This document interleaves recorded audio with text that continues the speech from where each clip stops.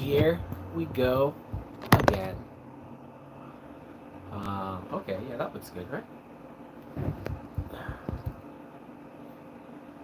All right. So let's get down to business. Gobble gobble. All right. Oh, Monday Night Raw. It is there on the DVR. So let's press play. Is that Jared Hewitt? What the hell is this?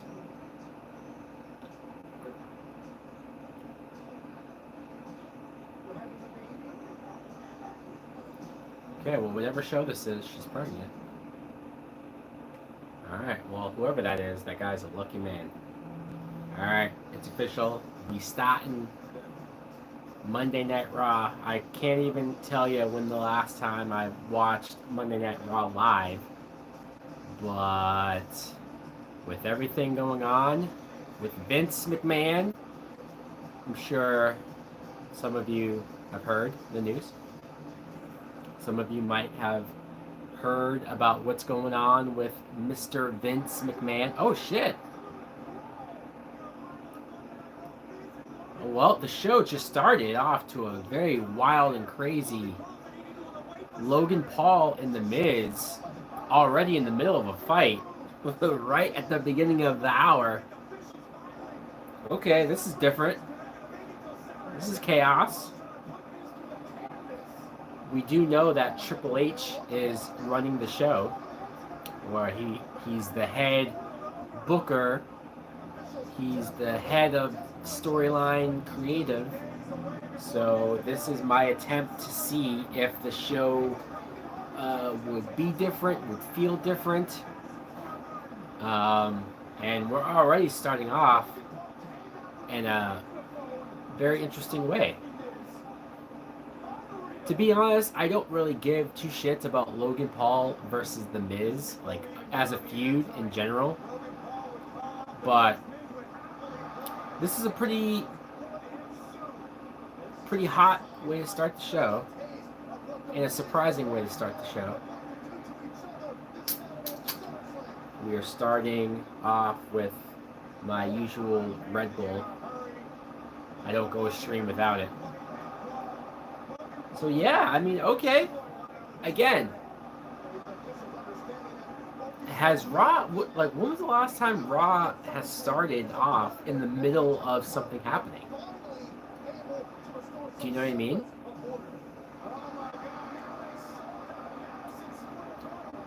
Who is this? Oh, it's Roman Reigns,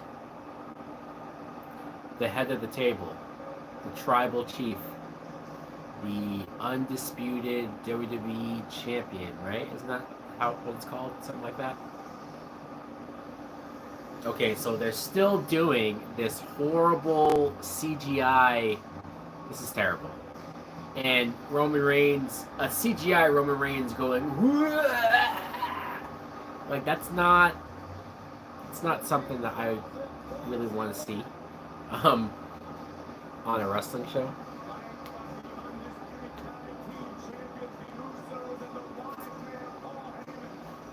They're in Madison Square Garden, which is pretty cool. Although I miss when Madison Square Garden had that special stage. Like, it was the small stage that was like in the middle of the crowd. It just gave the shows a very different look, a very different vibe. And ever since they redid MSG, it's just not. It just looks like any other building, any other arena. It doesn't look special. The outside still looks special and different, but inside, I would never be able to tell. You need to have more arenas look different on the inside, so that if I'm just watching the show, I'm like, oh yeah, they're definitely in Madison Square Garden. You can tell by the stage. You can tell by this. You can tell by that.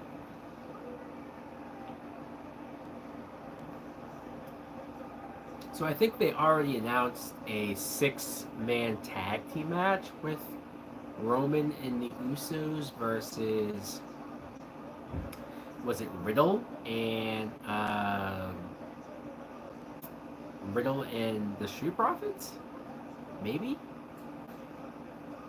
I don't know, but if it's not, um, I guess Roman's just coming out to talk now, which is fine. 3 hours, I guess.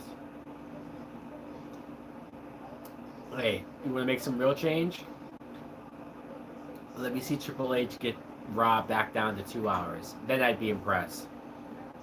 You know what I mean? Then I would be like, oh shit. But if it's gonna be 3 hours, it's gonna be 3 hours. What are you gonna do? Roman Reigns. Now that the Undertaker is retired, Roman Reigns has officially taken the longest entrance in the history of WWE. Or at least currently the longest entrance. You want to kill some time on a 3-hour show? Tell Roman Reigns to make an entrance. You'll kill 10 minutes. Easy. He's got pyro. He's got 2 belts. He's got all the belts. Speaking of that, I probably should have gotten my belt out for this live stream. It's been a long time since I've done a wrestling live stream. I should have my title belt with me. Can we say title belt anymore? Vince used to hate title belt. He wanted to be called a championship. God damn it. A championship and nothing else.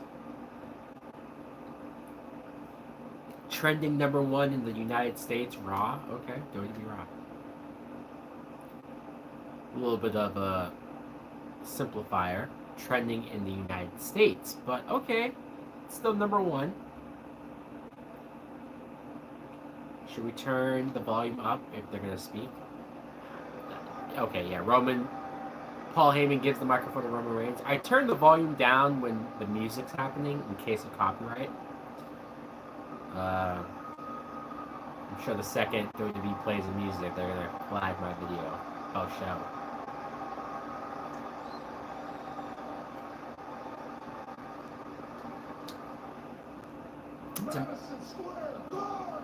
That's where we are. MSG. It's amazing how many people in the crowd still wear like old school shirts. Like I see an NWO red shirt. I would like to own a red NWO shirt. I never had one of those. I only had the black and white. And then you see a bunch of Austin 316 shirts. I do see an RK Bro shirt. That's interesting. RK Bro 420. That makes sense. That works.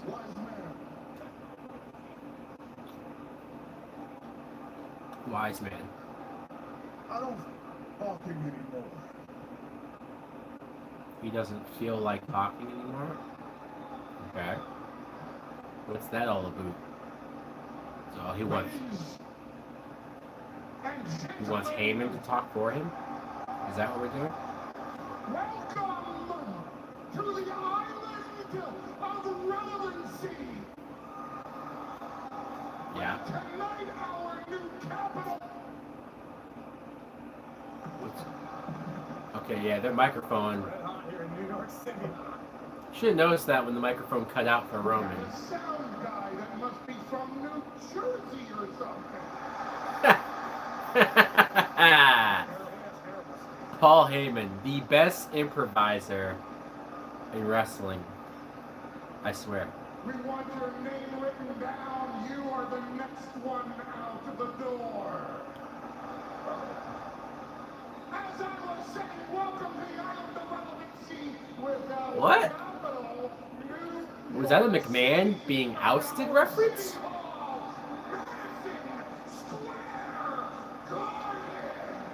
I'm sure they're letting certain people be a lot looser and non-scripted, but that would be one hell of a stretch for Heyman to reference that.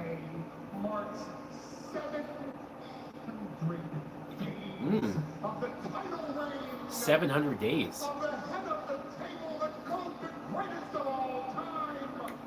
I mean, I don't even mind Roman having the 2 titles. Honestly, I don't. I just wish he wasn't part-time right now. Because I don't know, besides Cody Rhodes, I don't know who else should have these belts right now. You know, like, at least, I don't really, they'd have to rehab Drew McIntyre a lot. And I definitely don't want Brock Lesnar to win this goddamn belt back.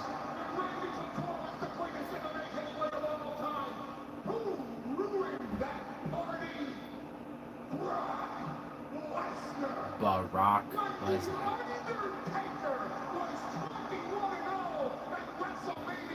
The Undertaker.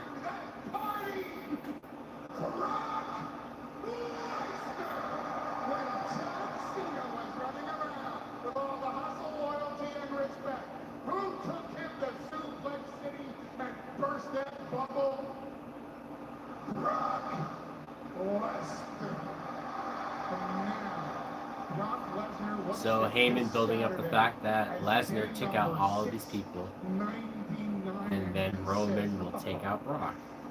I'm gonna ruin the party for Roman Reigns. This is why my tribal chief takes it so personally.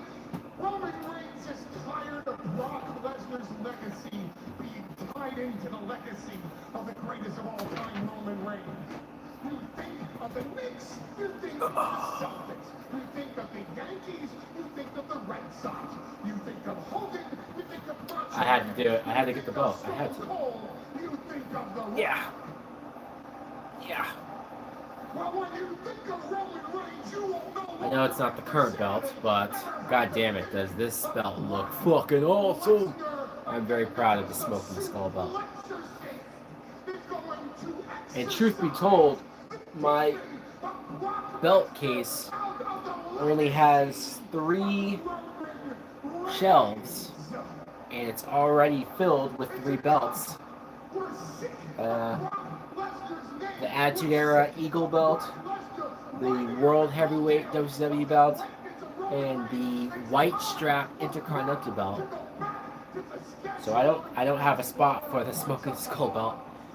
I need to buy a new case that has 4 runs, because I don't plan on getting another belt after this. I think I'm good.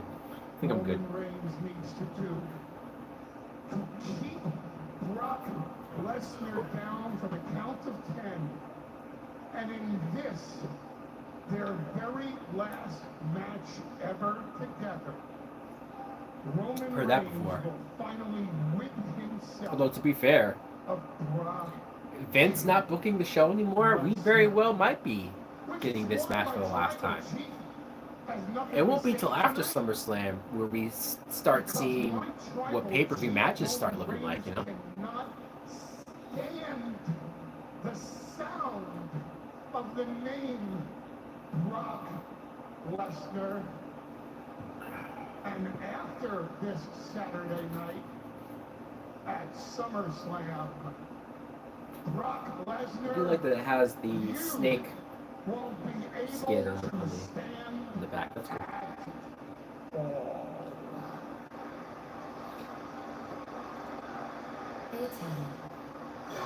Oh, great. It's Theory.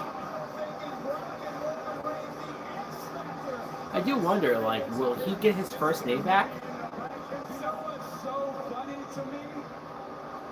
What's so funny to me is the bloodline talks a lot, but they seem to have forgotten You talk the too most much. important detail about SummerSlam. You see, at SummerSlam, I'm not only going to take back my United States Championship from the almighty Bobby Lashley, Yeah. but I'm also going to walk down to this ring just like this. What? Cash in my Money in the Bank contract. What? It doesn't matter if it's Brock Lesnar What? or Roman Reigns, What? because I will be the new His Money in the Bank briefcase is pretty WWE dinged up. Universal Champion.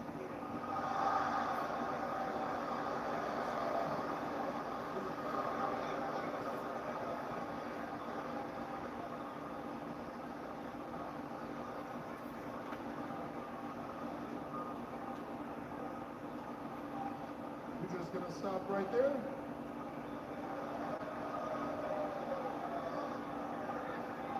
If you're gonna come into my arena, Let them at fight. least step foot in my ring and acknowledge your tribal chief.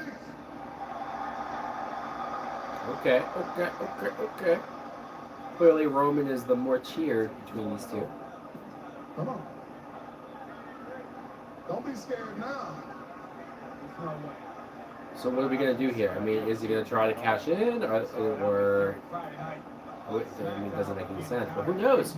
Triple H's booking. He might say "fuck you, Theory," and take this briefcase away from him.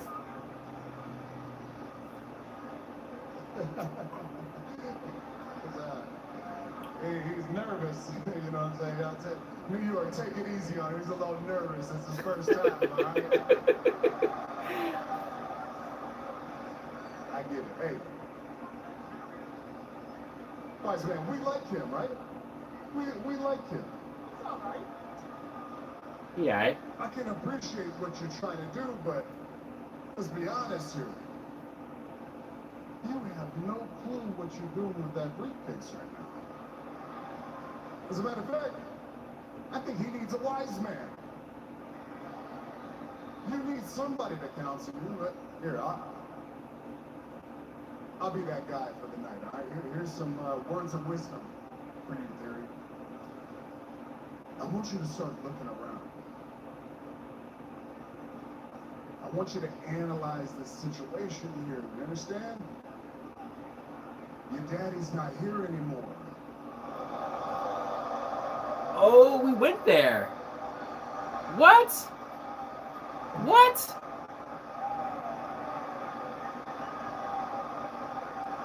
This is my ring. Really?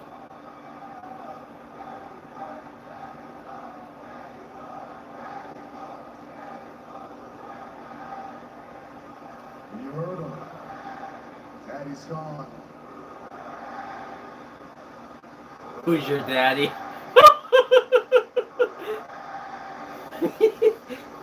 Wow. First segment. Now, they haven't said him by name. Because if he keeps messing up, the tribal chief is going to be his daddy.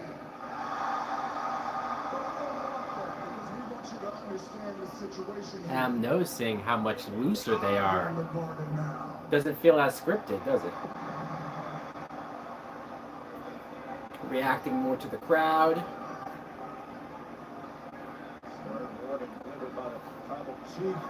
Shut.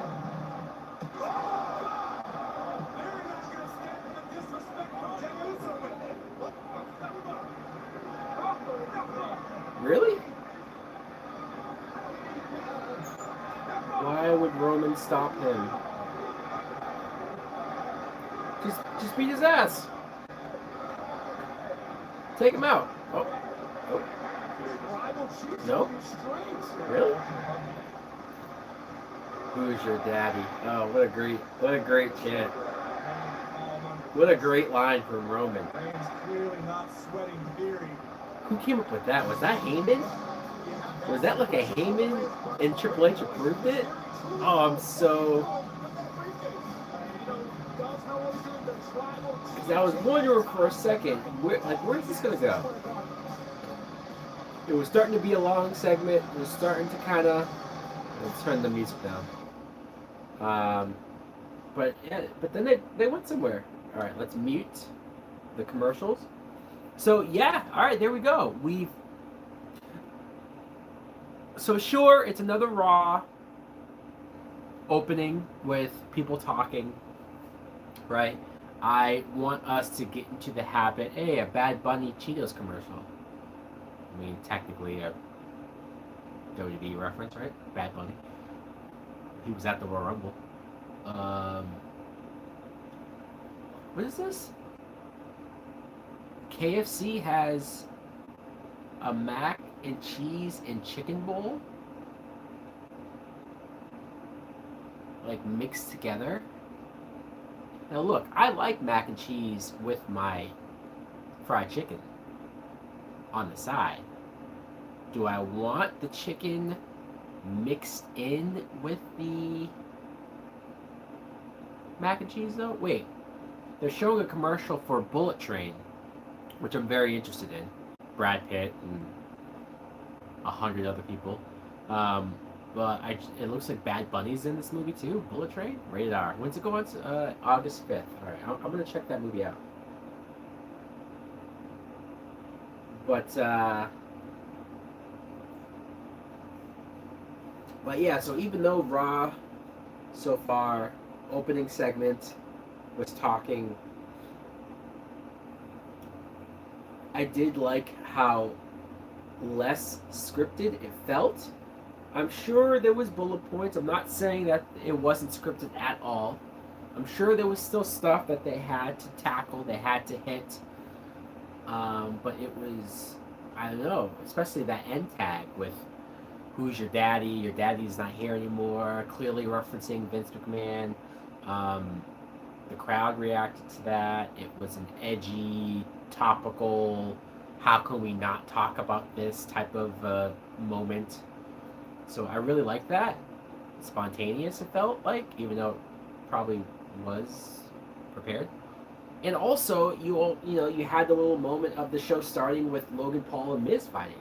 Now, if that's the only time that we see Miz and Logan Paul tonight, I would be very okay with that.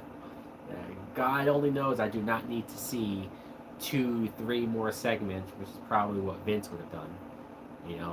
Have a whole Miz TV or a whole whatever with them talking and droning on and on and on. Having the show start as if like we're opening to the middle of something happening. I think we should do that more often. Not every week, probably, but once a month. Even if it's like show starts and the cameraman's running into the back and they go into the parking lot and people have already started fighting, and you could just be like, wow, right as the show is starting, a fight broke out in the parking lot. More shit like that needs to happen. All right, it's back on. What are we doing? Lights are out. It's kind of a delay. I don't know what's going on right now. Acknowledge your tribal chief. Yeah, goddamn right. Oh.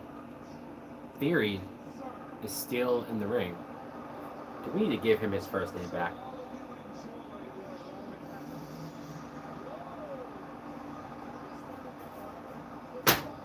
Drew McIntyre is coming out. Why? What happened to... isn't Drew McIntyre a SmackDown guy? Alright. Sure, why not? Kaboom!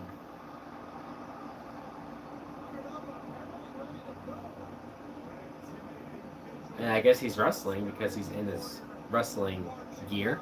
He has his fake rubbery sword, which is always nice. Is this going to be a match? Is it McIntyre versus Theory in a match? Okay. So I guess Raw from Madison Square Garden is the one night a year where SmackDown versus Raw matches happen, huh? Here we go, the bell started. McIntyre versus Theory, and because Theory is Mr. Money in the Bank, they're probably going to beat him. I also fully expect that Drew McIntyre not only wins this match, but he will beat Sheamus and become the number one contender for the title and end up fighting Roman at the Clash of the Castle. Is that what it's called?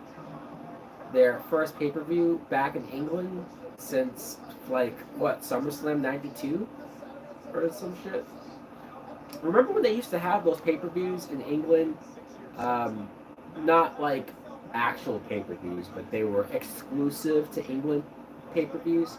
And the only way that I would watch these shows, or I would get to watch these shows, is they would come out a couple months later on DVD or even VHS. I've been watching wrestling so long that I got some VHS tapes of these old WWF shows. And I used to get excited. You know, we're talking 98, 99, 2000. I used to be pretty hyped to basically get an extra pay-per-view. You know, I would find it at whatever store. I would always check for new ones, of course. But then it would be like, holy shit, it's the New England pay-per-view. I'm going to buy this. God only knows how much the VHS cost. You know, $50. Who knows? Who knows how much I had to pay for those old VHS shows? But I paid it. Fuck it. When I say I paid it, I was probably a kid. I was probably really young. I probably got my mom to pay it.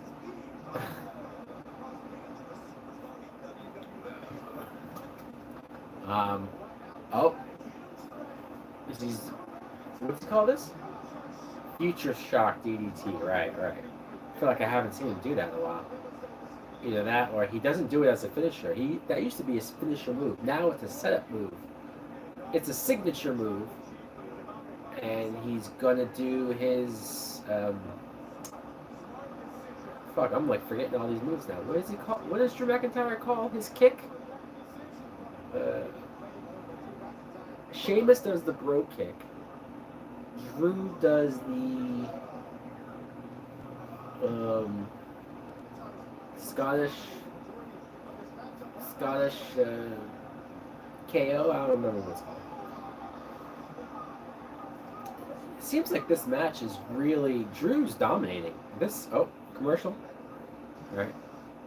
And we have a commercial for Miz and Mrs. Does anybody watch the show? Miz and Mrs. I don't know. I mean, the reality show thing, it's just, everybody has a reality show now, you know? Oh, this episode is them preparing for their tag team match at the Royal Rumble where they fought Edge and Beth Phoenix. Yeah. Fascinating stuff, I'm sure. What's this? Carl's Jr. and something. Never had a Carl's Jr. That commercial, was that a chicken sandwich or a fish sandwich? I don't know, but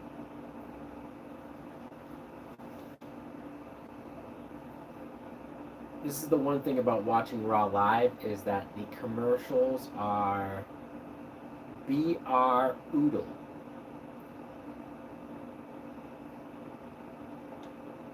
Yeah, you know, because I was debating on, depending how, quote, good this show was, would I commit to a live watch every week of Raw? Like, if I was really thinking about, like, hey, if this show ends up being that good, and then going forward, it's a new era, it's real change, these shows are actually watchable, maybe I'll do a live every week thing, but these commercials are going to be the death of me. I don't know if I can do it. I've conditioned myself so much to, through DVRing, fast forward commercials. What is that, a Red Lobster commercial? Yeah, I don't think I've ever had Red Lobster either. Well, the restaurant. I've had lobster.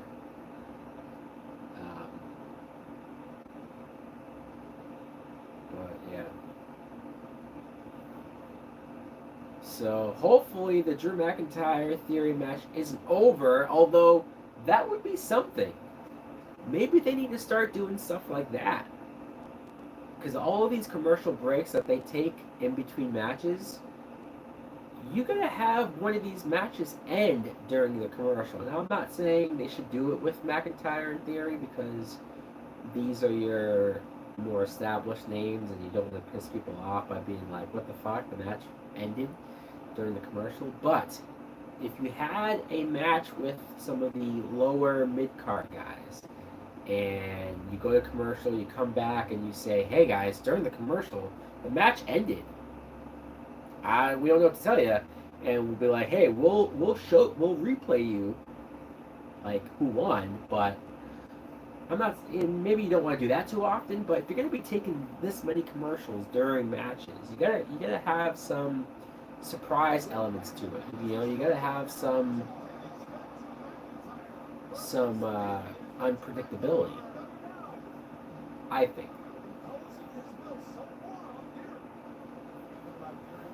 God forbid though, like what if they did something like that during a women's match? Fucking Twitter would go fucking insane. What you guys screwed the women and didn't show their whole match? How dare you?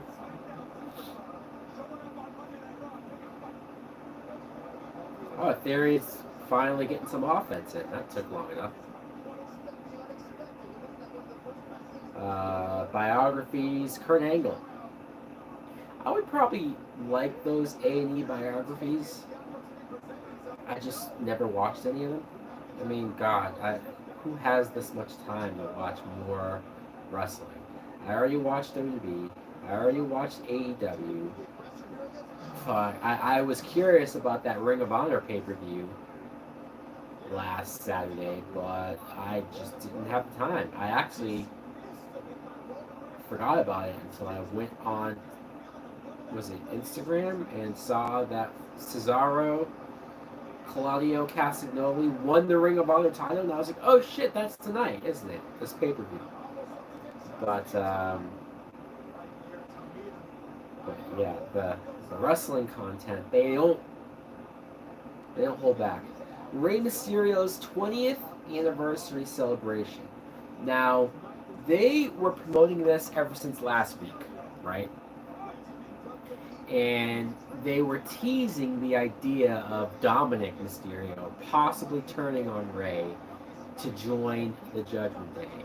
I wouldn't do this because I don't think Dominic is ready for a spot like that. I don't think he should be separated from Rey Mysterio until he's ready to be on his own.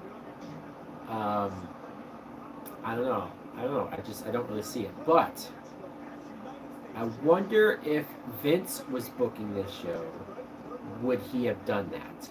I guess we'll never know.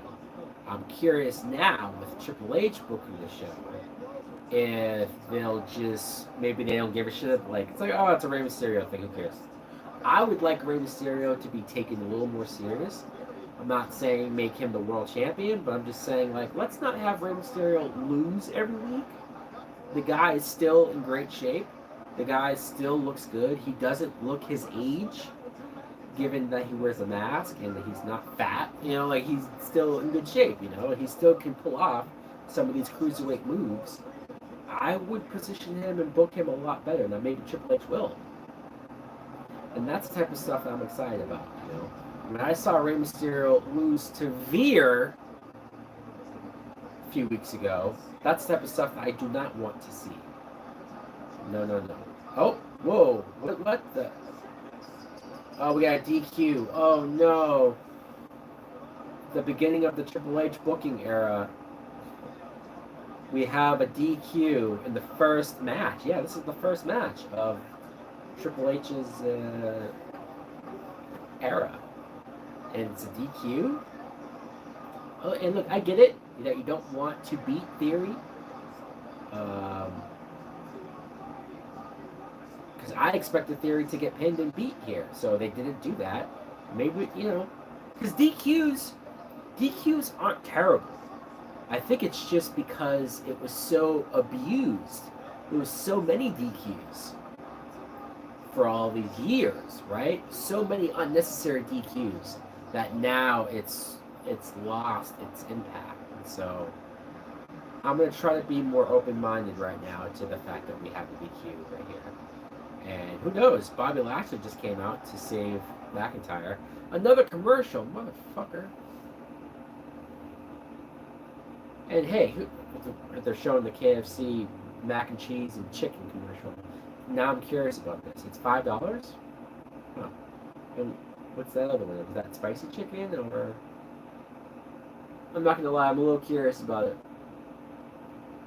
A little curious about the mac and cheese and chicken. You can get me with chicken. I'm a big chicken proponent. definitely good with the chicken.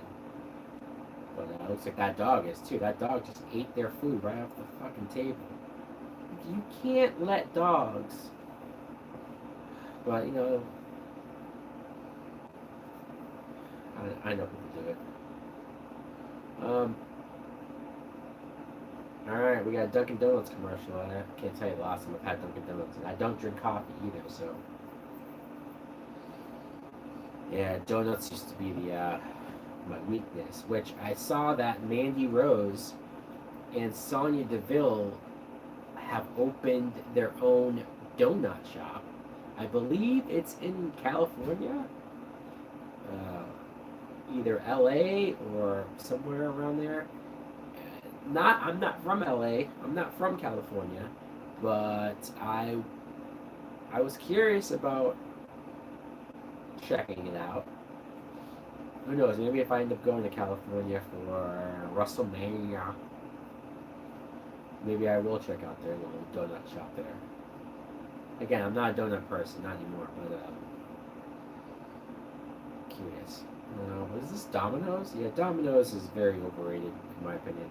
I do like their chicken Alfredo bowl, especially if you get the bowl that's made of the dough, not the aluminum bowl, but the actual dough, because the seasoning on the dough is pretty nice. And I like their cheesy bread, which is probably insanely unhealthy, but when I used to have Domino's, that was my go-to. But their pizza, I was never a fan of Domino's pizza, like their actual pizza.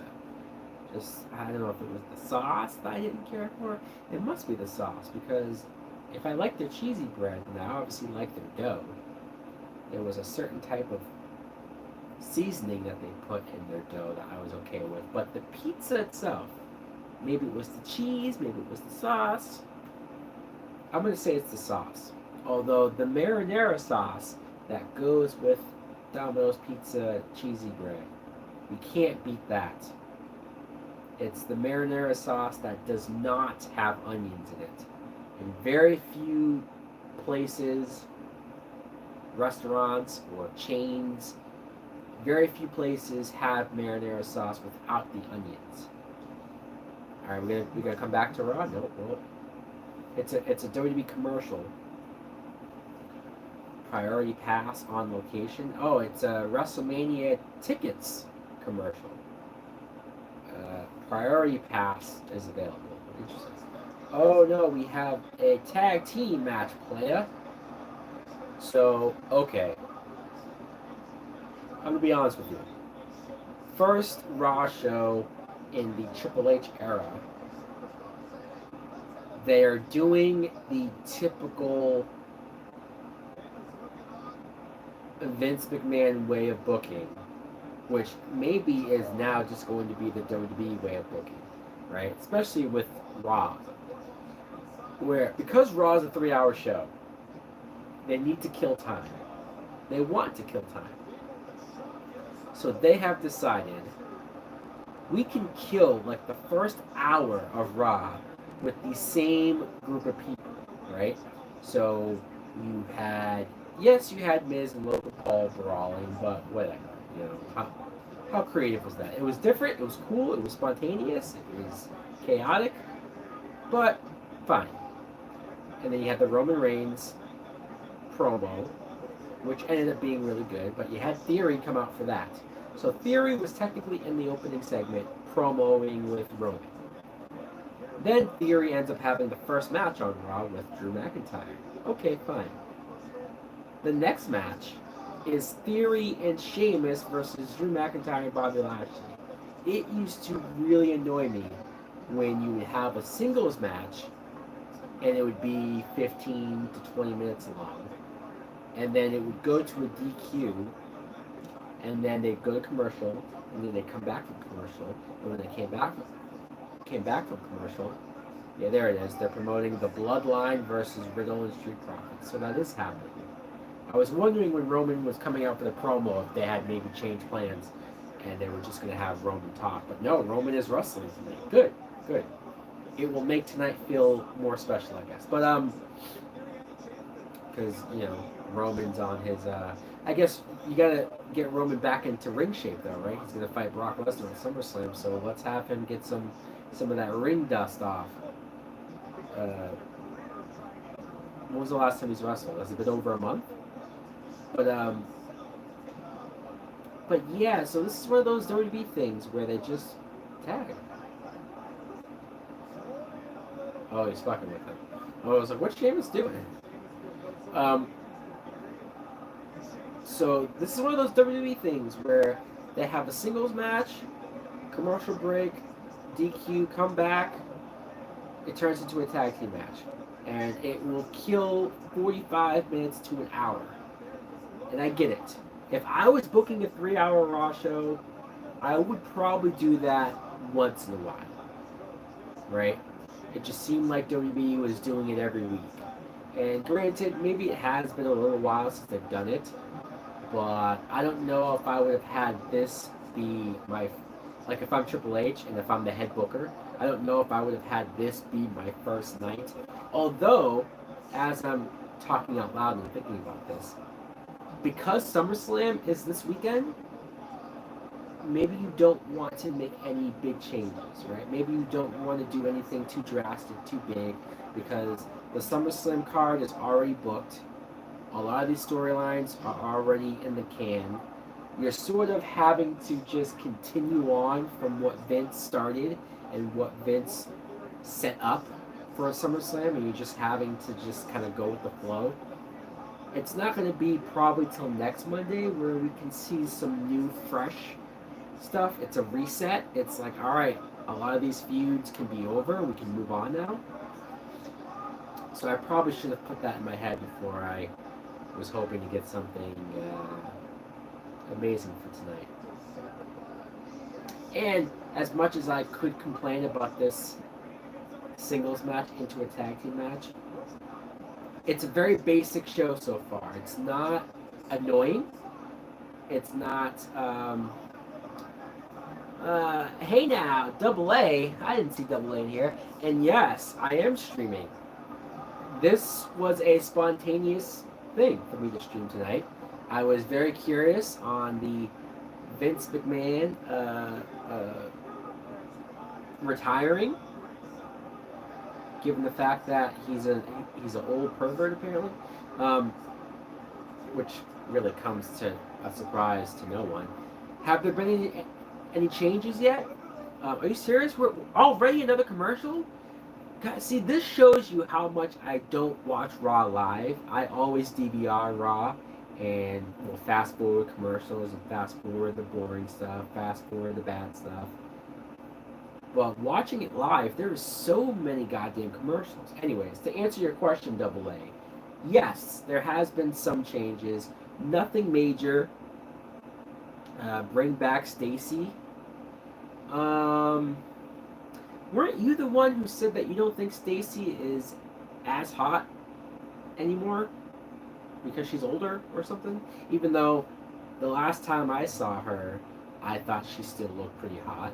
Maybe not as hot as she did 20 years ago, but I was still pretty satisfied with what I saw with good old Stacy Keibler.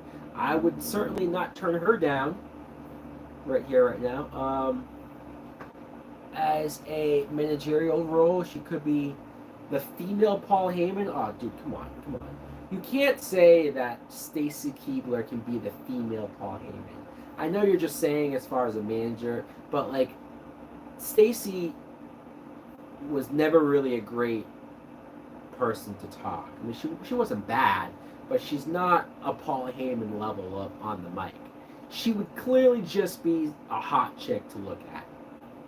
Not that Stacy was a bad talker. She wasn't. She wasn't a bad talker. But you're talking about Paul Heyman, who is such a spontaneous, he can ad-lib, he can think on his feet. If you saw his promo earlier today, when the microphone wasn't working, and Paul Heyman looked over at the sound guy, and he said, "You're going to be the next one out the door," referencing Vince McMahon. Looked like a complete spontaneous moment. He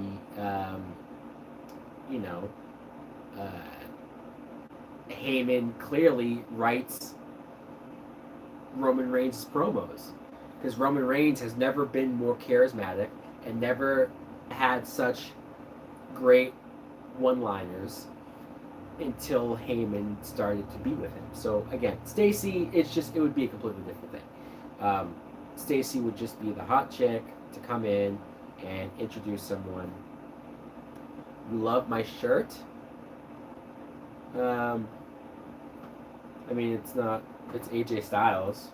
It's not, it's not anything too special, but thank you. What commercial is this? It's a Jurassic World. It's Blue and Blue's Baby. Now available at home. Jurassic World Dominion is already at home. That was quick. Celebrity Game Face? What? What the hell is this? Celebrity Game Face. You know what? I don't want to know it. I love how the commercial says set your DVR. Because even the commercial knows that ain't nobody rushing to watch this show. The best you'll get is maybe they'll DVR it and forget to even watch it. This tag team match is still going on. Holy shit, it's almost 9 o'clock. Would you like Tom Holland to play Marty McFly in the Back to the Future reboot? I do not want a Back to the Future reboot. Never. How dare you?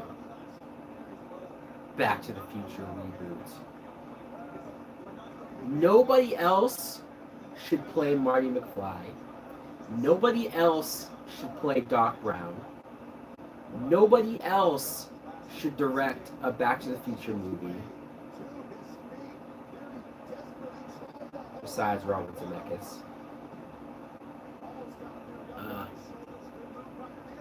You don't see how it's not going to happen at this point? Well, Robert Zemeckis supposedly owns the rights to Back to the Future because he wrote it, he directed it, he created it. Apparently, like I don't know if he owns the IP because I'm pretty sure, you know, the movie studio, they can still like make games of it or do so. Or maybe they need his permission. I don't know, right? When you see Back to the Future, when you see like Back to the Future, whether it's in commercials or whether it's stuff, maybe they need his permission. But Robert Zemeckis has said, I saw the interview where he was on stage somewhere. He said, over his dead body, would he allow a Back to the Future reboot or remake or anything like that to happen? He would not allow them to do it. So maybe when Robert Zemeckis dies, maybe then. But let's keep that man alive as long as we can, shall we? I do not want a Back to the Future reboot. I just get the douche chills from even thinking about that. Like, can you imagine the gall of somebody to think that they can do better than the original Back to the Future? Every time I rewatch Back to the Future, I almost can't believe how perfect that movie is, how much that movie still holds up, how much it does not need to be rebooted or redone, how amazing Michael J. Fox and Christopher Lloyd are. I just can't get enough of it. And you know what? For the most part, the effects still hold up. The DeLorean, you know, doing what it does and time traveling and stuff, all that still holds up. So, I just don't want to see it. I don't want to see it. And I don't think that's just me being a fanboy of Back to the Future. Because, so you like Huey Lewis in the News? Is that an American Psycho reference? Although I do know that Huey Lewis in the News did the Back to the Future song for the original movie.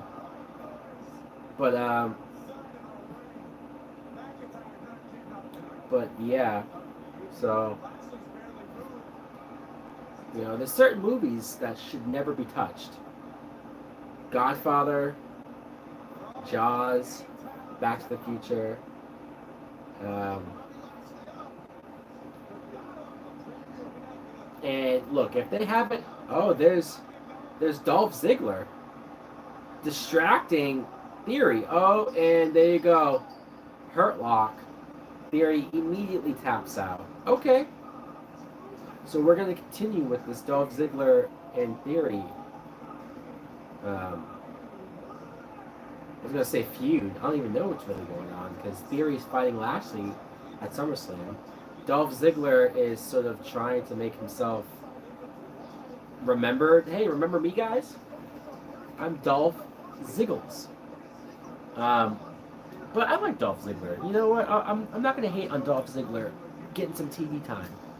It's not the worst thing in the world. I would be perfectly okay with Dolph Ziggler feuding with Theory after SummerSlam. And who knows, maybe Ziggler, maybe they wrestle each other at the September pay-per-view. Is there not a pay-per-view in August? No, because SummerSlam's this weekend, right? And then I think the next show after that is Clash at the Castle. Or maybe we'll just get, oh, and the Usos super kick Austin Theory. Nice. I like that. I like that. So either they went to go get him on his, oh no, there's Roman. Does it get annoying as a comic book fan to see reboot after reboot? As a comic book fan? What do you mean? I mean, I haven't been mad at any comic book movie reboots, really. Like, for example, the Fantastic Four desperately needs to be rebooted. The Batman reboots, I mean, you can argue that there's too many Batmans, but I love that we got the Nolan movies post, Keaton. I'm enjoying the Robert Pattinson era, so I'm okay with the Batman reboots. Spider-Man reboots I've been fine with, although I was pretty upset with the Andrew Garfield movies for a while, but now I appreciate him as an actor so much more that I can get a little more appreciation for at least him and Emma Stone and blah blah blah. And I like Tom Holland as Spider-Man. I'm okay with those reboots. The X-Men are gonna need to be rebooted, so I'm okay with that. Hey, Rey Mysterio's first night in WWE. I remember this when he jumped off the cage. He lands on Christian and Lance Storm. They don't really show up. Did I ever tell you that I walked out of there during Amazing Spider-Man 2? Did you? No, I don't remember you saying that. You walked out of the theater, huh? You thought that movie was that bad? I don't know, maybe because I've sat through so much worse. Amazing Spider-Man 2 is not good. Don't get me wrong. But I have seen way worse. Look, if I stayed in the theater for X-Men The Last Stand, or for X-Men Dark Phoenix, or Fan Four Stick, the 2015 Fantastic Four, was that 2015? Damn, that was a long time ago. And then what else was some of the worst ones? I didn't see Elektra in theaters. I saw Elektra after the fact, but Elektra's really fucking bad.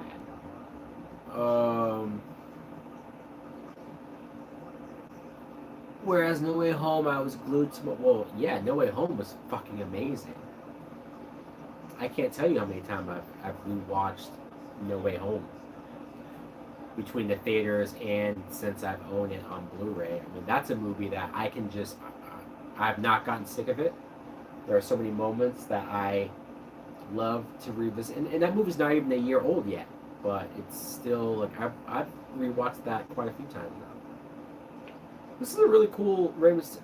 I thought they were just showing his debut, but they're going through his whole WWE career, so this is pretty cool.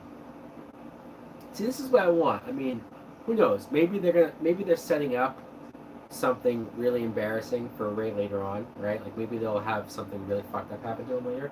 But we need to put some respect on Rey Mysterio's name. Are you sick of The Dark Knight yet? No.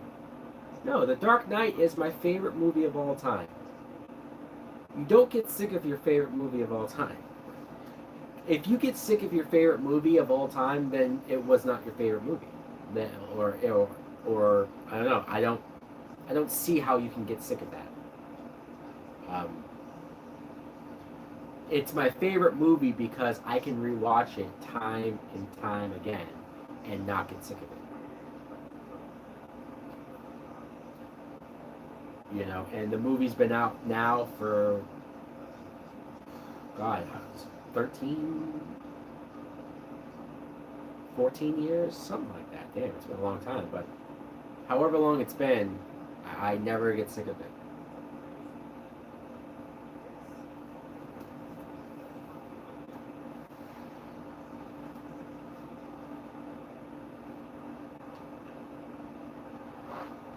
Your favorite movie is Pulp Fiction, huh?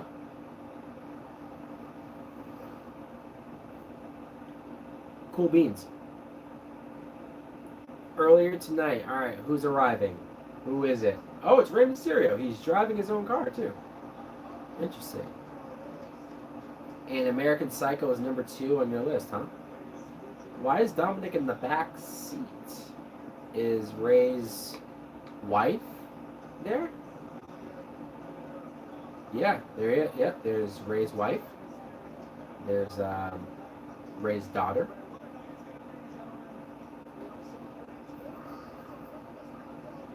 Forgot how attractive Ray's daughter is. What? Did I just say that? There's a commercial for Kurt Angle's biography. Young Kurt Angle was like Kurt Angle's first year. I remember, as young as I was, being so entertained by Kurt Angle. Like in the year 2000, he was so goddamn funny. He was so good in the ring. Obviously, I was too young to probably appreciate how good of a wrestler he was. I more gravitated to him as like just the goofy character that he was, but also acknowledging that he won a lot of matches, so therefore in my 10, 11-year-old brain, oh, he's good. He wins a lot, you know.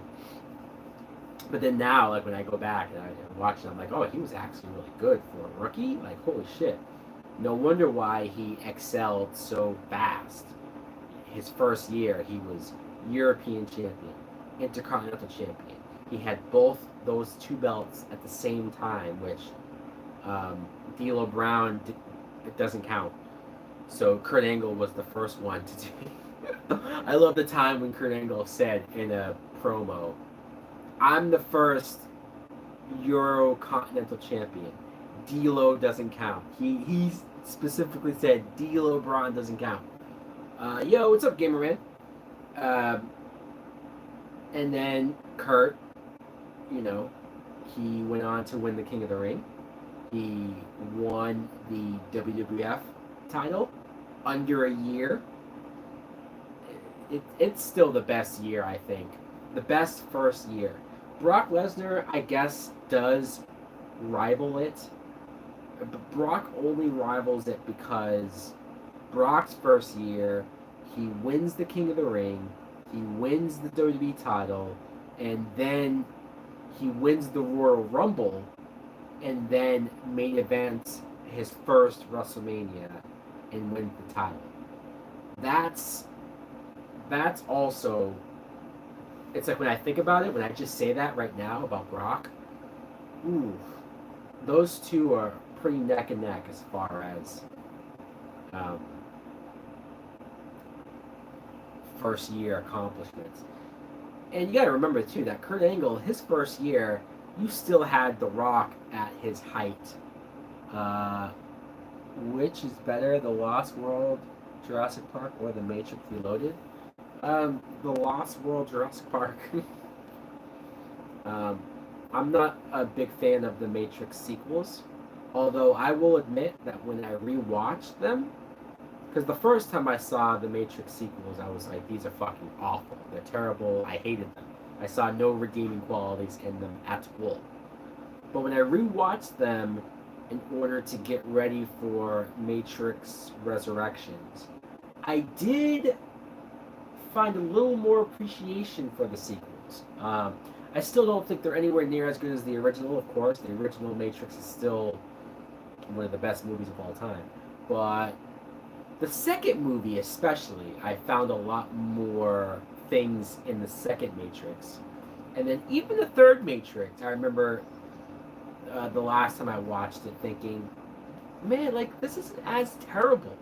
It's not good, but there's some cool action in it. There's some cool special effects in it. There's some cool ideas in it. It's just not a great movie, or either one of them. All right, we're getting another Edge promo. I am coming to. Is this the promo from last week? That might have been the same one that they showed last week.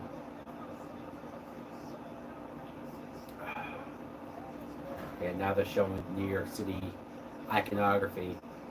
Showing the Statue of Liberty. It's so funny that I got so used to how in Spider-Man No Way Home that their Statue of Liberty is now back to the copper color. And it almost made me think that, like, that's how it is in real life, but that's how it's supposed to be. Dolph is wearing a pineapple dress shirt. That is hilarious. As handsome as I am, he can do it all. Okay, we're here. Hey, AJ Styles. Well, it's about goddamn time that AJ Styles has been. You know what?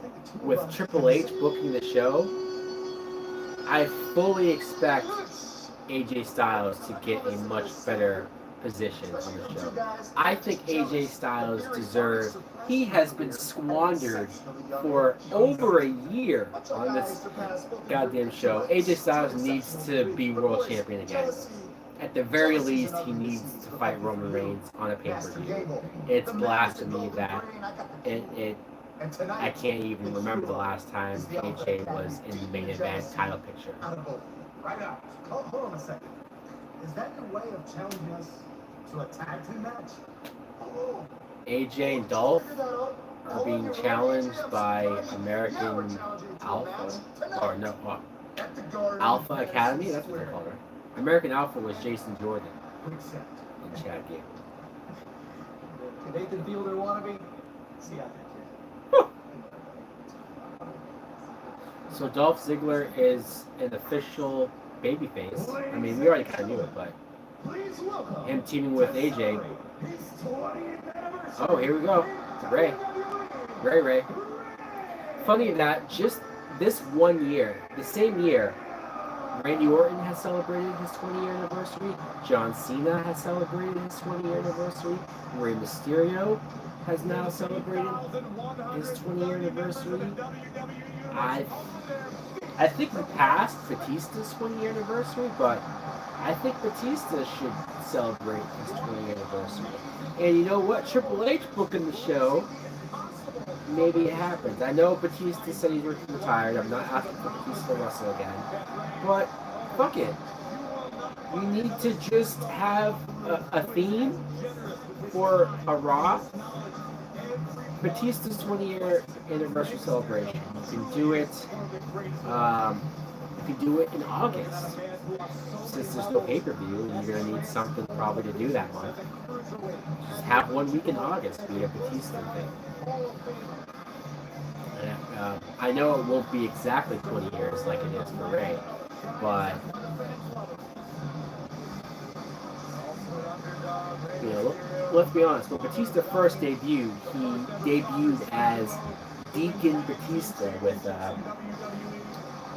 with Reverend Devon. I mean, who really remembers that, right? You can kind of fake it to where, like, you can mostly not ignore that, but let's mostly pay attention to when he debuted on Raw in 2002 as a part of Evolution with Ric Flair and all that. Okay, I see the wife and daughter. I don't know who the fuck these other guys are. Who's that guy front and center who's very excited? That was so random to have him so close to the TV. I think Ray's wife and daughter should probably be front and center. Alright, so here we go. Here's the moment where, oh, I like that shirt. That shirt that Dominic's wearing. It looks, the colors are very similar to that Eddie Guerrero shirt back in 04. The black and white like that. And are they wearing LWO shirts? If they are, then that's fucking awesome.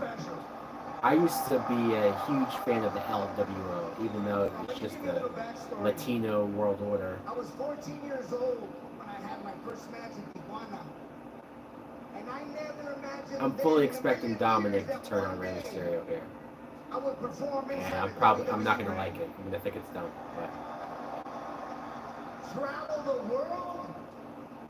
especially the way that like Rey has his back to him, you know that Dominic's just gonna attack him. Legendary rivalries for all of each and every But one of you to enjoy. aren't they supposed to have a tag match with Judgment Day? Alright, But the truth, let me hear what you the say. truth is, guys my size back then weren't part of the business. That's true. But I was able to break that stereotypes. I broke that so-called blueprint of what a superstar should look like. That's right.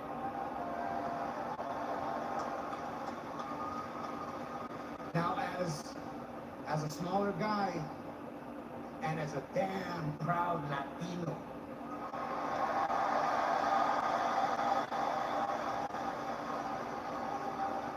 I became world champion at WrestleMania 22. That's right. I couldn't believe that they let Rey win the title. I know it was after Eddie died, but friends that I want to thank for helping pave the road for me in my career. You might know some of these names. Dean Malenko. oh, wow. You mentioned Hey who? Dog. Órale, arriba la raza. Conan? Batista. Yeah, Batista mentioned, right? Kurt Angle. Kurt Angle, of course. Him and Rey got How about Edge? Edge. We cannot forget the great Eddie Guerrero. Yes. Eddie.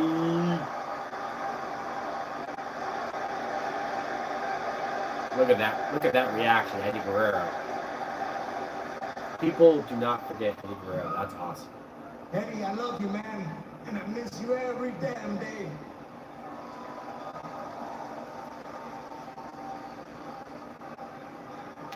I wouldn't be here without you.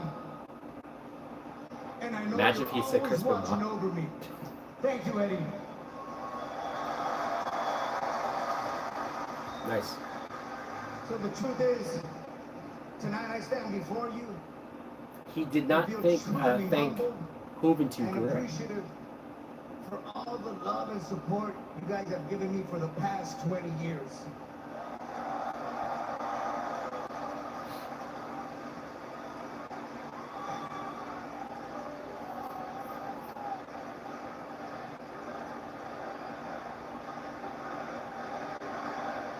It's about time they've treated Rey like the legend that he is. You know, this is special, but to be able to live all of that with my family, it just means much more. You still got it. Oh, you deserve it. Oh. Well, he deserves it too. Fuck yeah. Absolutely. Oh, I see his shirt says 2002. Doesn't have. Angie, It shouldn't have an end date because I he's know you're not watching covered. backstage. There they I go. just want to say, Yeah, now they're front and center. That's where they should have been in the first goddamn place. I love you both. Oh, so Dom, are they like members of the Rob, family? son. Maybe that's why I don't know. I'm proud of the man you have become. That is cool if that's And what I you know that one day, when I'm no longer here, you'll be representing the Mysterio legacy to the fullest. Dominic I rocking love you, that son. mullet, that Eddie Guerrero mullet. Is that what he's trying to grow? WWE Universe and everyone watching around the world, thank you for accepting me, for always rolling with the Mysterios, and for 20 of the dopest, most awesome years.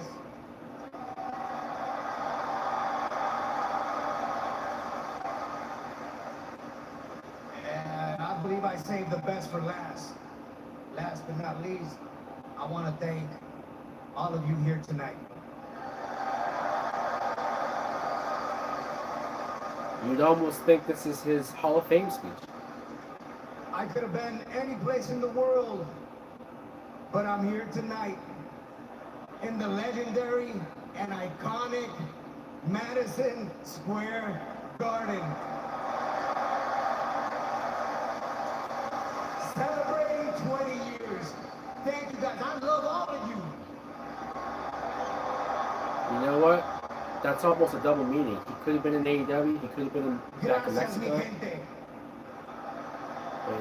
And Gracias por el apoyo desde el primer día. Y quiero que sepan algo.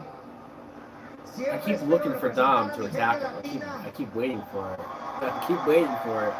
I don't trust this shit. Con respeto, admiración y del corazón. ¡Viva mi raza!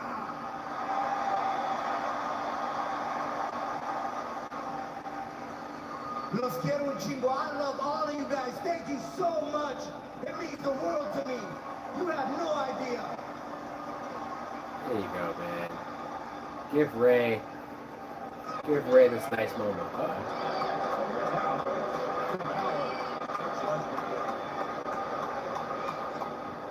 Okay. I don't think he's here to show respect. So far, Dominic did not turn on him.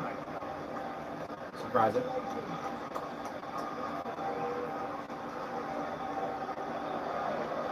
Alright, there's Damian Priest. He's got like an Undertaker jacket. That's kind of cool. Sure of the Judgment Day, Damian Priest. I don't like Finn Balor wearing Mysterio's watching their backs. leather pants Mysterio's taking on a in the Judgment Day ring. tag team I action. get he wanted to change his look. Oh, commercial. This Friday, it's a I get that he wanted to change his look for,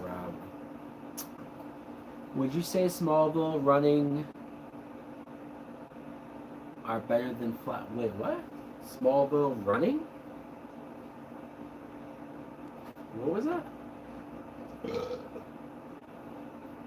So, yeah, SmackDown live in Atlanta.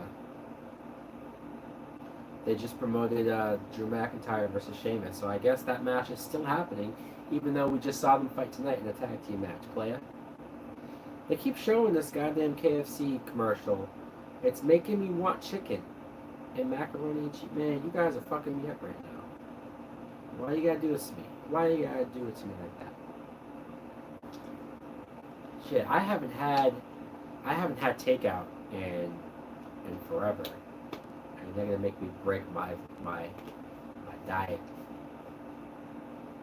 My no fast food or no takeout diet.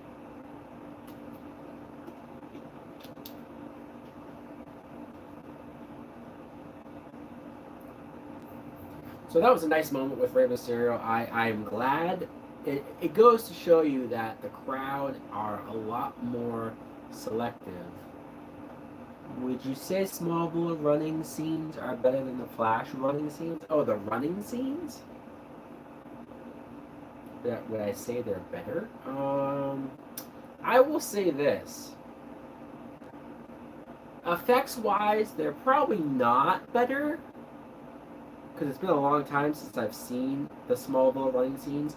But I'm getting sick of the Flash making the whole city look CGI. Because that's starting to look really fake, and technically it probably does cost more, or it's probably technically a better effect than what Smallville did with the running, but I like the fact that it looked like, at least it looked like Clark was actually in whatever the room or whatever the roads. You know what I mean? Like I don't know. Maybe I think the Flash overdoes the CGI, the background CGI, the background city looking like CGI. It just looks really fake. So, and look, if Smallville had the technology to do it like that back then, they probably would have.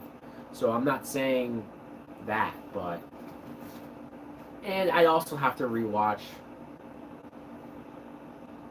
Maybe one of these days I'm gonna like rewatch Smallville. I'll do like a Smallville marathon. Not all 10 seasons, of course, but like, I don't know. Could I watch one season of Smallville in one sitting? I don't know. It's like 22 episodes. That'd be hard, right? It would have to be like, it would almost have to be like a 24-hour stream thing.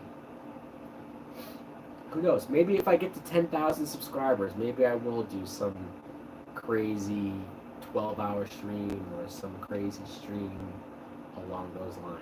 I don't know. I don't know what I'll do.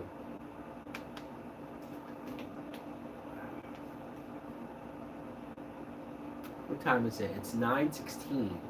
Man, we still got. It's only been an hour. We still have 2 hours of this shit. Ugh. Like, as decent as, let me turn this down a little bit. As decent as Raw has been, it's still too goddamn long. You know, like if Raw was ending at 10 o'clock, this would be a pretty solid show. But, and look, so far we have not gotten a 24/7 dumb shit.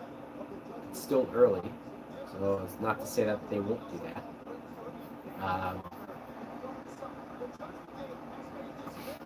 So I'm wondering if, because I was expecting Dominic to turn on Ray during that whole speech, and he never did.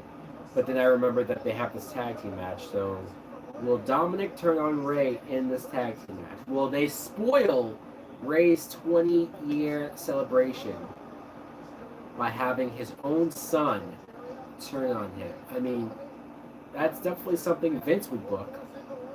Something really fucked up, like, hey, you're gonna have your son turn on you. I wouldn't do that. Not that I wouldn't have a son turn on his father. I mean, it's whatever. Like, if they're down to do it, cool. But I just don't think Dominic's ready for that spot, you know? Like, you need to do that when Dominic is really ready for it. When Dominic is able to do promos on his own, you know? Because Dominic is terrible on the mic right now. He's terrible.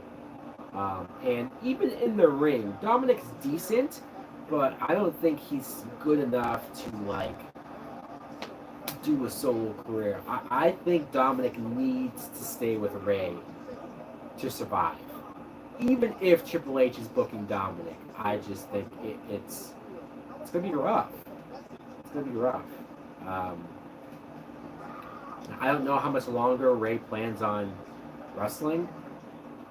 You know, like, Ray probably doesn't need to wrestle. He's probably only still wrestling in order to, like, make sure his son is in a decent position and spot on the show, which is kind of sad in a way, because it's like, ooh. You know what I mean? If Dominic was more ready and more capable, then it's like he could do it and have, like, Ray's last match be against Dominic at a Rey Mysterio, at a Rey Mysterio, yeah, sure, at a WrestleMania. That would actually be a best case scenario, but I wouldn't do it just to do it. You need to do it when he's ready. And then who knows? Maybe he'll never be ready.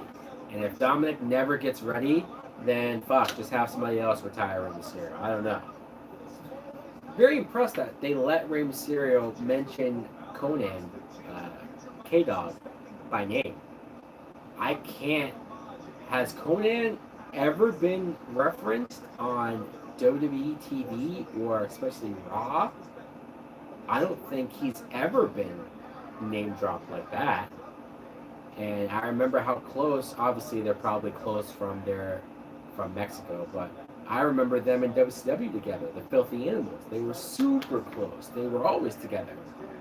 The Filthy Animals. Ray, Conan, Juventud Guerrera. Um, Filthy Animals were.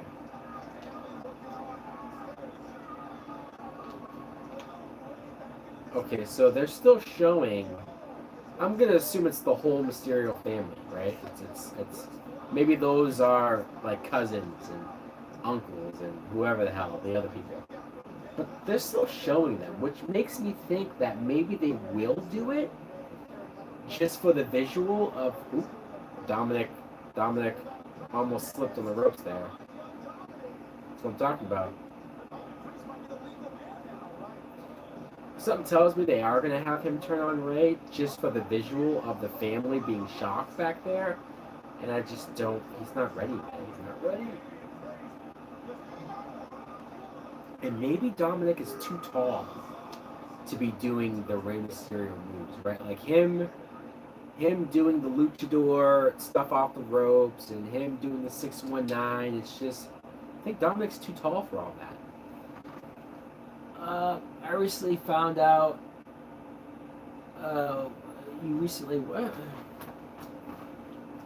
gotta find a better way to get these chats up here.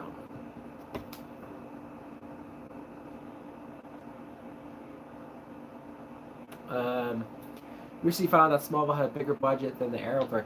Did it? Well, interesting. That's interesting.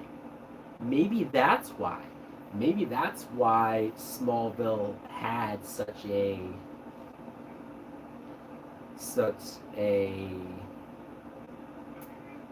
how can I put it? Like a stronger. Maybe if I did go back and rewatch Smallville, maybe the effects would look better, right? Like maybe, even though it's older, maybe it holds up better still because of that. Maybe that's why. It could be because at the time Smallville was the only superhero show on that network, versus now, like I know Arrow's done and Supergirl's done, but at one time CW was doing Arrow, Supergirl, Legends of Tomorrow, The Flash, Black Lightning. Am I forgetting one? I might be forgetting one. But 4 or 5 different superhero shows running all at the same time. Batwoman. Having all of these shows run at the same time, maybe they only have so much budget to spread between all of the superhero shows, as opposed to focusing all of the budget onto one show. I never thought about that until, how much higher would the quality of the Flash show be if they didn't have to worry about every other Arrowverse show being connected and doing all that? Maybe the Flash would have been a much more solid show if it was only the Flash, or I like that Flash spun off of Arrow. Maybe if it was only Arrow and Flash, only. Maybe even Arrow would have been better those last couple of years. Because Arrow had some rough seasons as well. Season 4 of Arrow is trash. Which season is it season 6 of Arrow that had, what's that character's, the villain's name that I hated? Was it Diaz? Was that his name? Either way, there was a horrible villain that was in like season 6 and 7. Yo, Ty, look who it is.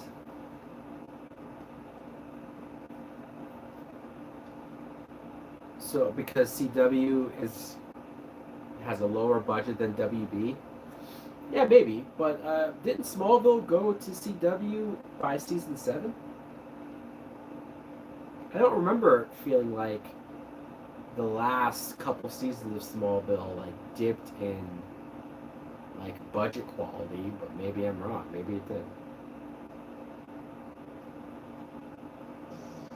free shipping on orders over $29. Okay. That's not going to make me want to buy one. I've noticed, another thing I've noticed about Raw is that a lot more longer matches. Again, is it just because it's a 3-hour show that they want to stretch longer? Or is it because, woo, look at Ray. See, Ray can still pull this shit off.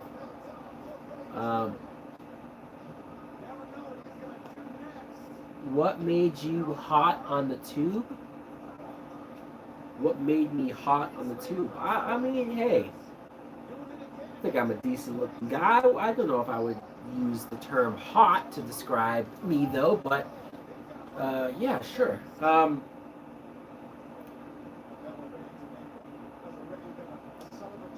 But yeah, if you're asking why am I live streaming on YouTube right now, because why the fuck not?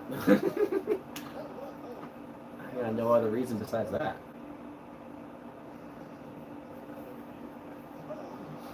Oh.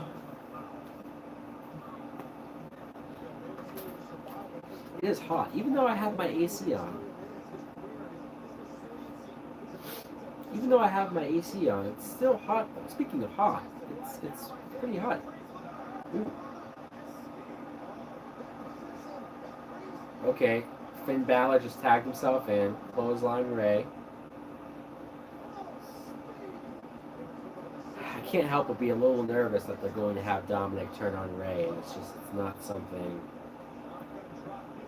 I ain't down with that. But okay, Finn Balor looks like he's going for the coup de grace. Are they just going to have him pin Ray? Ah, Dominic, there you go. Okay.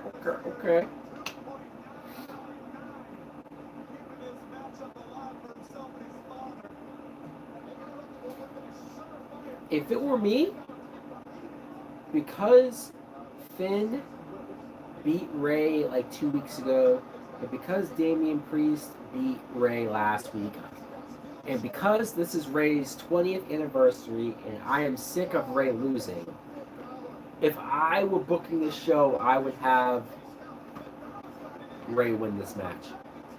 That's just me. Get rid of the chair.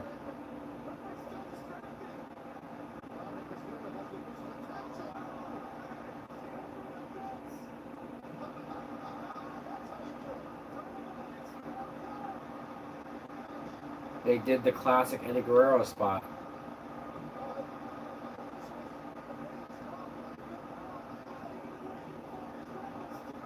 We're gonna do a double 619. Okay. I didn't want another fake DQ win, even though it's such a great spot.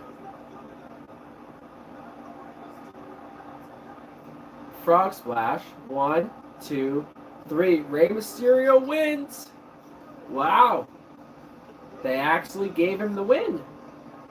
And they've left the ring. So it doesn't look like Dominic will turn on him. That's pretty cool. Holy shit. That's exactly how I would have booked this. And they actually did it. Wow. The babyface gets a good anniversary. He didn't get screwed over. He didn't get... Okay,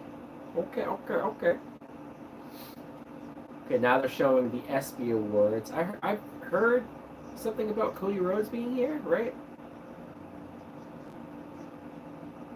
The Rock. Of course, The Rock's fucking everywhere. How does The Rock have any personal life? Like, doesn't he have kids? This guy, between all the movies he does, he shoots ballers, I saw him in a commercial for Shark Week hosting some show. He apparently was at the ESPYs. Like, god damn it, Rock. Take a day off, god damn it. And stop waking up in the morning to have 12 pancakes. All right, so I guess Cody Rhodes won an ESPY for what was this? What did he win for? Well, he won an award. Good for him. Can't wait till he comes back. All right, they're showing Bianca Belair backstage walking out. All right. I don't know what she's gonna do. Is she wrestling or is she just gonna do a promo? I guess we'll find out. Cheesy fries? I'm not a fan of cheesy fries. I don't know. I don't like it. Outback Steakhouse? I've never had Outback Steakhouse. I can keep a list of places I've never had, and I could eventually try this shit out, right?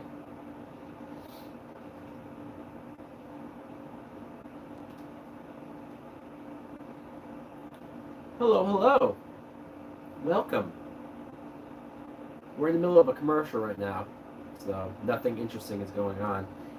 But we are anticipating Bianca Belair coming out. Rey Mysterio, they gave him a great 20-year celebration. I am shocked that they did not have Dominic turn on Rey. There might be some people on Twitter and some people who will complain about how it was anticlimactic. Maybe they wanted Dominic to turn on Rey. I think the smarter move is to keep Dominic attached to Rey Mysterio's hip. He will not do well without Rey. Not yet. Not yet. And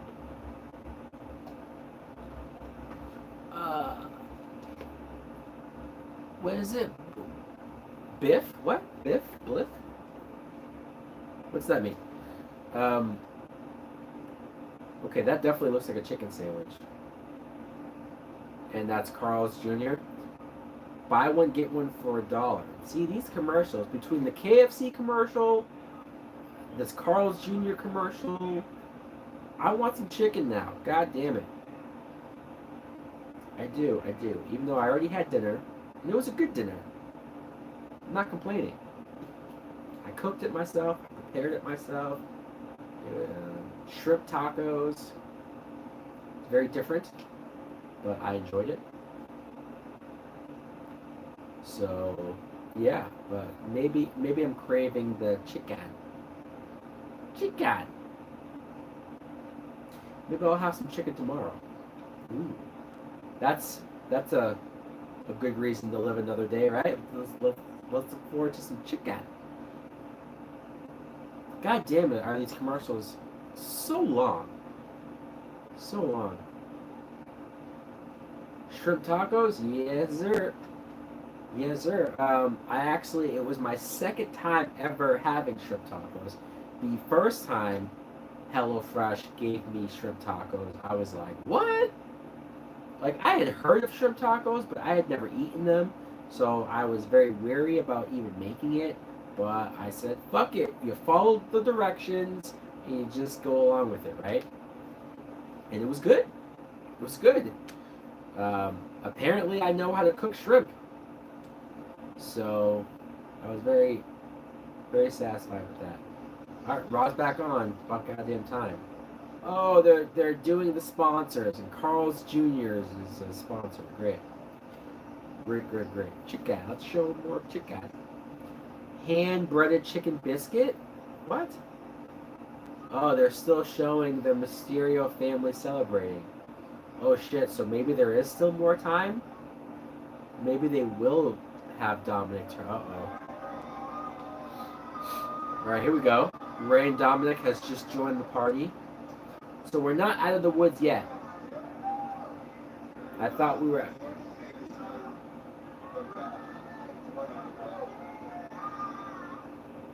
I don't know who all these people are, but...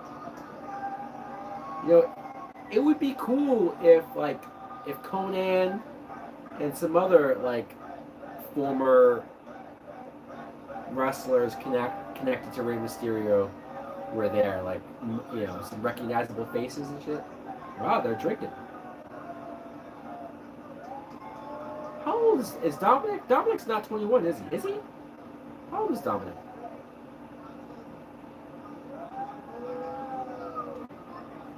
Okay, Ray's daughter got him a gift. I wonder what it is. What is it? Oh, it's pink wrapping. Oh. Is that a mask? It's a pink outfit. It's his 1997 outfit? Is it? That's his outfit from his match with Eddie Guerrero?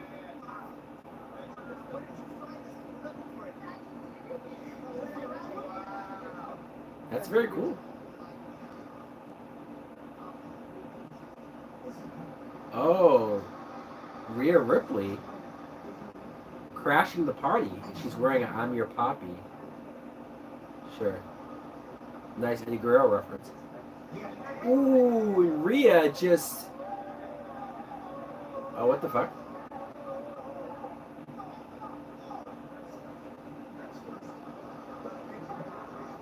It's a trap! Rhea shoved... Alright, see? I knew it was too good to be true. I knew they wouldn't give Ray a nice, happy celebration ending. And Rhea's officially back, by the way. Boy, did Rhea need to come back? Or did the group need Rhea to come back? Ooh, powerbomb through a table.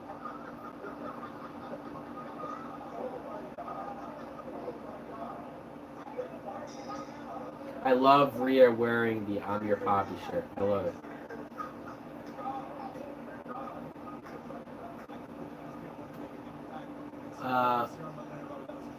How long have I been live? I've been live since 8 o'clock. I've been live since, what's it been? It's been over an hour and a half. God damn. Whew, it feels like it. It feels like I've been going a long time. Alright, we're going to have my first blue drink.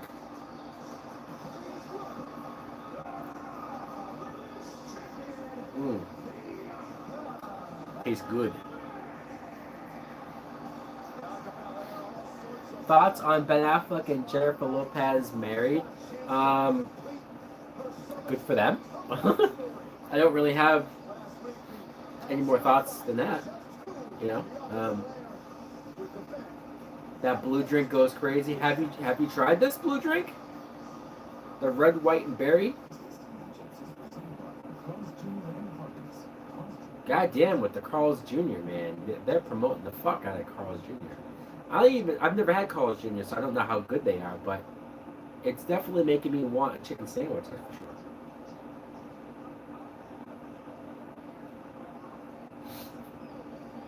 Alright, they're re-showing...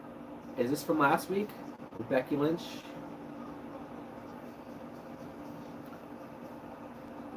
Did you watch the January 6th hearings? No, I did not.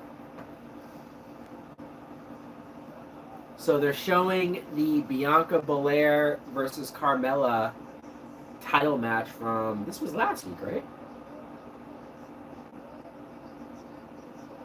What? Are you 35? No. No, I'm not 35. What the fuck? Feed your happy. That's their catchphrase, huh? Carl's Jr.'s catchphrase is feed your happy. Interesting, interesting. Wait, what? 1 week from... 1 week from tomorrow? Is that what that said? When is SummerSlam? I thought SummerSlam was a Saturday. Oh, okay. Big time Bex. Bianca didn't even get to talk.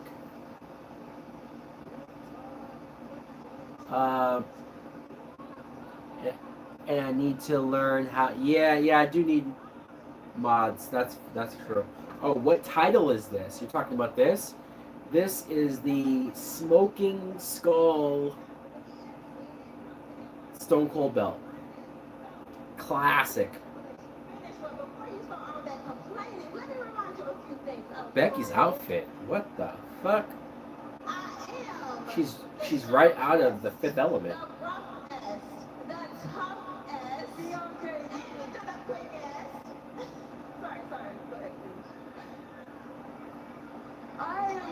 And because of Becky's hair, she kind of looks like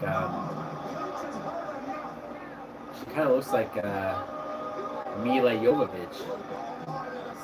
Lilu, right? From the Fifth Element? Okay, well, this promo, it didn't take long until they just started fighting. Okay. You had the Miz and Logan Paul brawl, and now you're having Becky and Bianca brawl. Oh, the rock bottom! I know it's called the Man Slam, but I do not. I don't really. It's a rock bottom. Let's be real.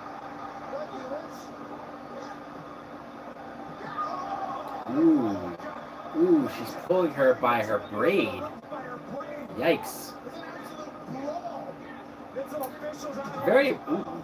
Very impressive that Becky is able to balance on those fucking high heels. Or not heels, but they're like high boots. How many more inches does those boots give Becky? I'll give her some more inches. You know what? I'm sorry, I'm sure Seth Rollins would appreciate that. My bad. I know she's a mother now. But that can also mean she's a MILF. What? This is the second brawl that we've had of the night. And I ain't mad. I'm not complaining.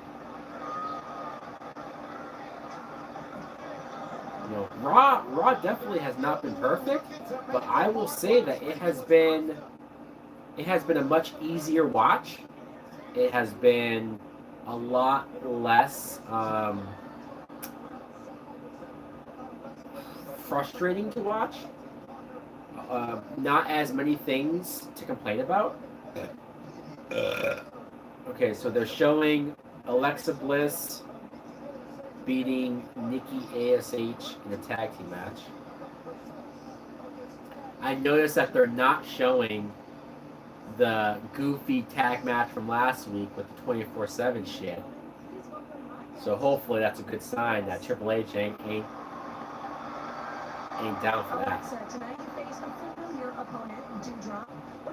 Alexa versus Doudrop. What's next for you? I mean, it's fine Doudrop keeps demanding these matches. But here's what I don't understand. I don't understand Nikki and Doudrop's dynamic. They make fun of me for hanging out with Lily, but why are they friends? You know, they hang out with each other, they benefit, they don't benefit anything from it. That's a good Don't question. get me wrong, love Lily, but she doesn't need me and I don't need her. Lily's an independent woman. Believe it or not, she makes her own money. Lily? WWE shop, she is number one.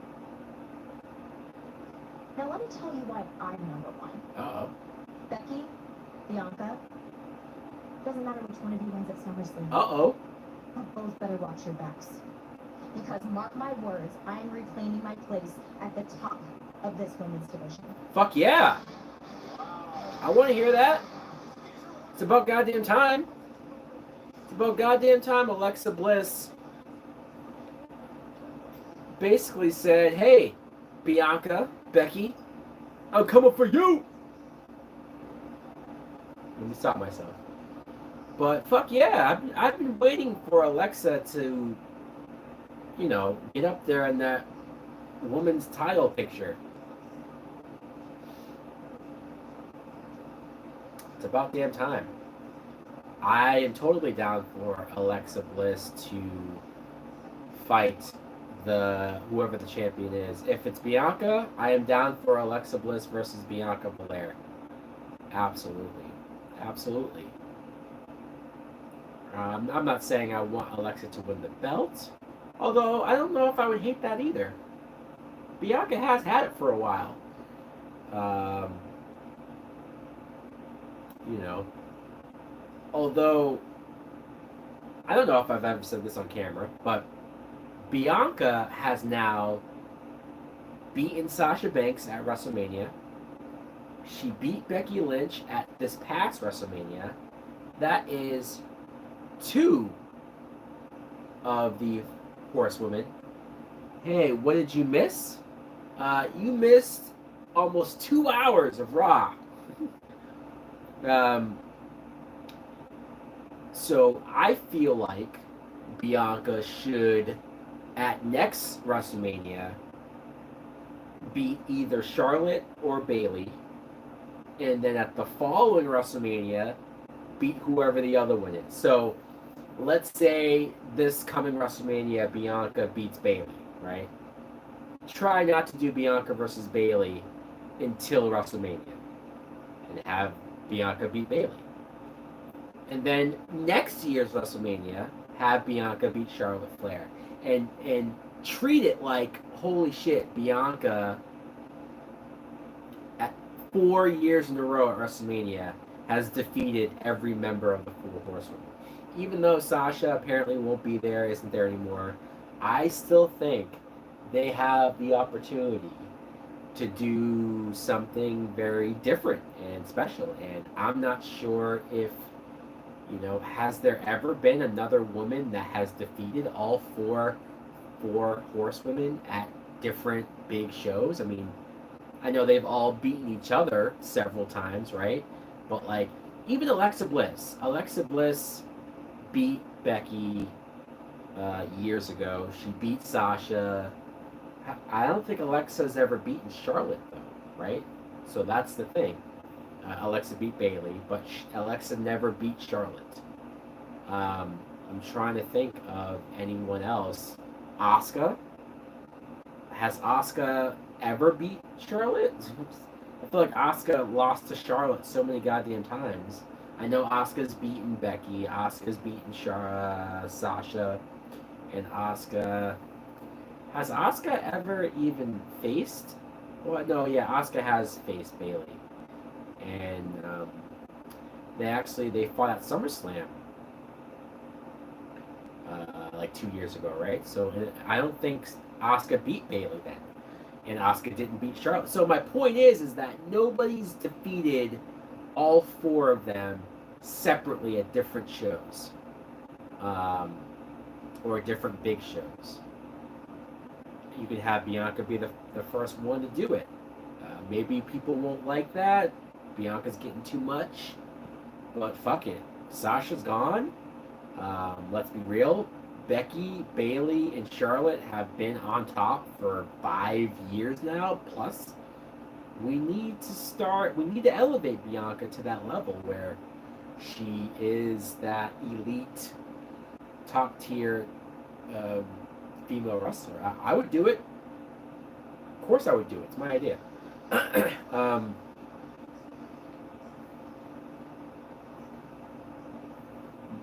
There is a lot of Bianca slander. Yeah, I mean, I wouldn't say a lot. I think Bianca has plenty of fans. I think Bianca has her fan base, but I have seen some people who don't like her, don't love her, who do think she's overrated. But I just think that comes with the territory, right? Oh, Rhea. Goddamn Rhea. Rhea just kicked Rey Mysterio.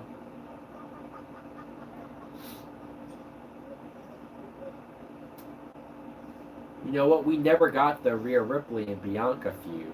So very interesting that Alexa just said that she wants to face the champion next. I don't know what that means for Rhea Ripley, because I actually was thinking, oh, we could have Rhea face Bianca after SummerSlam, but yeah, who knows? Maybe you can have Rhea Ripley fight Alexa Bliss, whether it's a Raw or even if it's at the Clash of the Castle, and you have it be for the number one contendership.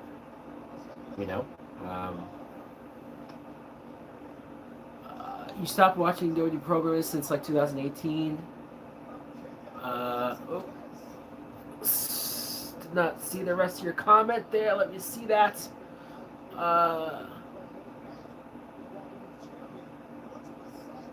The company would be better without Vince. Yeah, well, that's a big reason why I'm doing this live stream tonight, is because I want to see this has got to be the first Raw in how long? where Vince wasn't booking the show. Like, I actually, when I say in how long, this might be the first Raw ever to not be 100% booked by Vince, right? Triple H is the head booker right now. Now, granted, I feel like we won't see any huge changes or any huge improvements until after SummerSlam, because a lot of these storylines, a lot of these feuds were already in place. They were already in motion. It's kind of hard to do a big reset a week before SummerSlam, so you kind of just have to coast and ride out the storylines that are already set in motion. And I feel like the Raw after SummerSlam will be the real, all right, now we can do some shit. Now we can change some shit up. Now we can do something different. But presentation-wise, I think I have noticed the difference with Raw, you know. I think the show is a lot less silly. It's a lot more straightforward. A lot more serious angles going on, which I appreciate. Way less comedy on the show tonight. Way less comedy. And I, like, that goes such a long way. Again, I'm not saying the show's perfect. I'm not saying, oh my god, you guys need to be watching this shit right now. You know, like, we're not there yet. But if we're talking about just a show that is an easy watch, it's having some good wrestling, pretty decent angles. When I get it, it will be. Yep, that's the thing. I need to get a more or maybe get a new computer that will be able to support my live streaming. You know, like if I was live streaming straight from my computer, you know, but I probably would have to get a whole new computer. I've had my desktop that I've had that for years now. I mean, I still do my review editing and all of my editing on that, but to do live streams, I probably would need a whole new computer for it. So God only knows how much that shit will cost. But yeah, what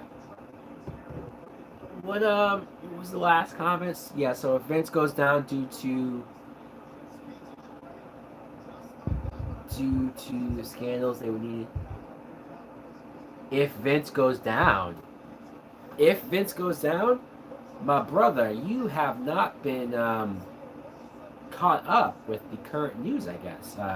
Vince is gone. Vince is no longer a part of the company. Vince, there's a whole investigation going on right now as far as Vince using company money in order to pay off women and pay off former employees to keep quiet. Vince has been removed. Vince is not the CEO anymore. His daughter, Stephanie, is, or co-CEO with Nick Khan. And Triple H is booking the show. Vince is no longer a part of WWE as of today. I mean, really as of Friday, but today made it like official, given the info of. Oh, Alexa just signed someone's sign there. AJ Styles is talking to Logan Paul. So if you need anything around here, just say what. No, AJ, don't align yourself with Logan Paul. Nobody likes Logan Paul. Well,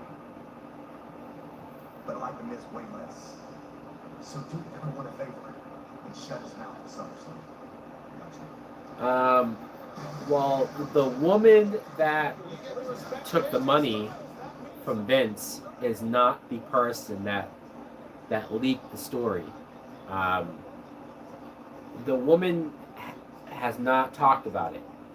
It was a friend of hers It was her friend that um, spoke to Wall Street Journal, and that's how the story got out. It was her friend. It wasn't her. She hasn't talked about it publicly. She technically has not broke the NDA. So yeah, and so because of that, the board launched an investigation, and in that investigation, the board is the one who found out about Vince's other affairs. And one of the other affairs is a former female wrestler who claims that Vince sexually assaulted her and then fired her once she stopped messing with him. Didn't she break it by telling her friend? No. NDAs mean that you can't publicly talk about something. It doesn't mean that, like, I mean, she can, like, talk, you know, in her personal life. You know, I guess it also depends on how it's worded. I don't know if many NDAs state that you can't tell your loved one, or you can't tell, like, a family member, or you can't tell, you know what I mean? I don't think that's how it works. I think it just prevents you from going on a radio show or a news show or a public show, or prevents you from tweeting. You know what I mean? Like, I think that's what it's more about. I could be wrong though. Maybe the NDA does say she wasn't supposed to tell a friend, but I don't think that's how it works.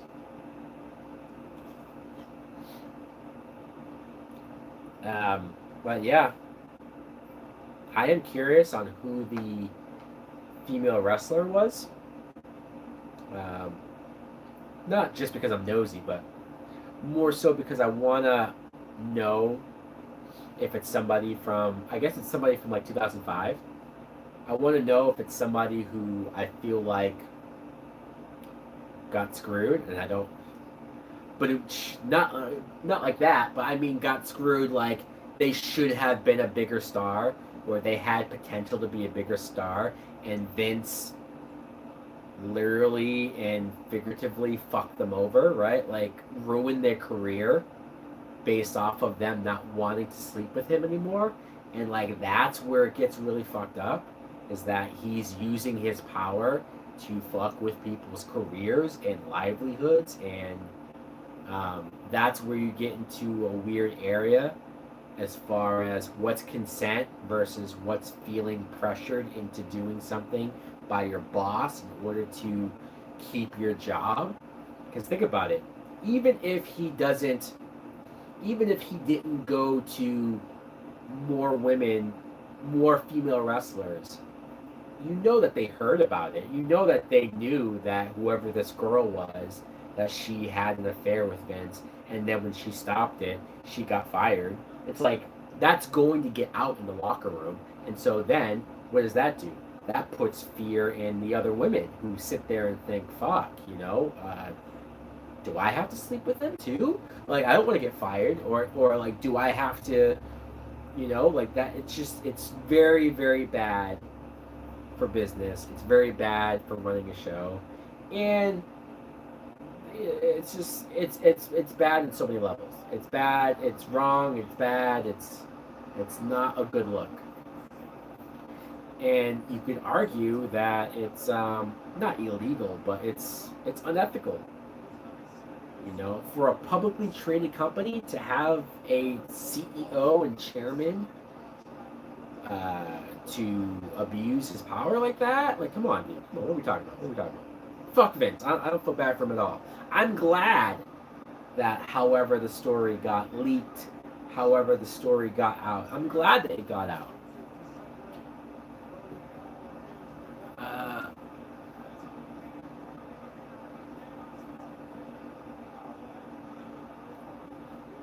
Look, there's always going to be a part of me that respects what Vince did as far as bringing wrestling to the mainstream level, creating WrestleMania,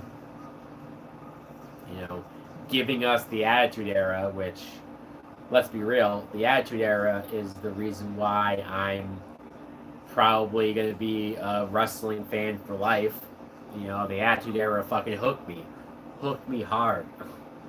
It was the perfect time. I was the perfect age, and it was and I'll never probably not at least keep up with wrestling. Who knows? One day I might fall out of watching it every week, but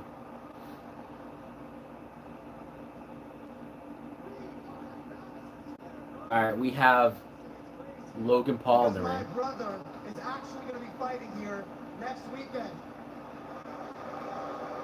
Boo! Fuck your brother. What? It's not next weekend. It's today. And today is tonight.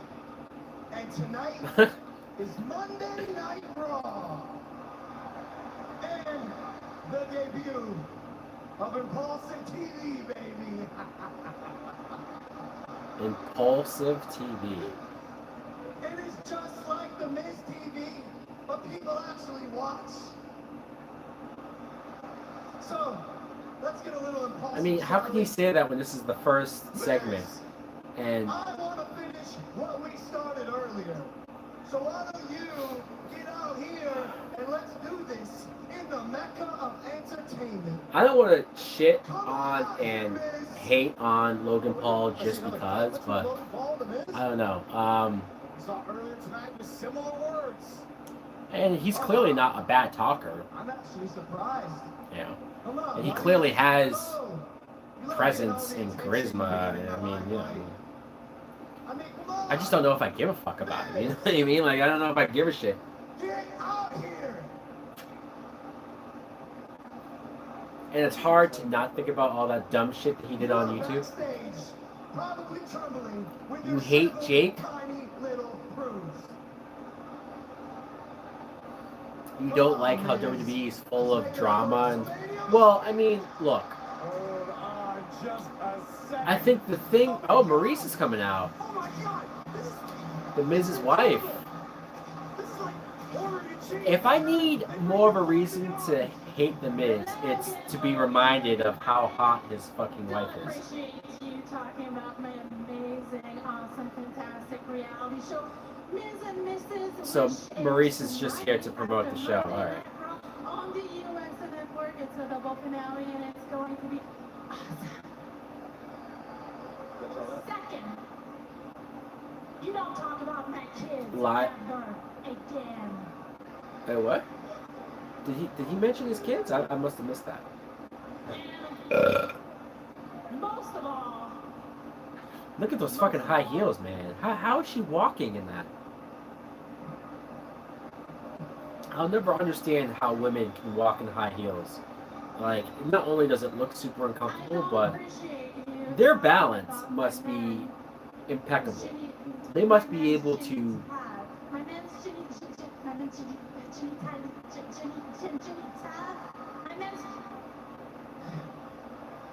my man's package.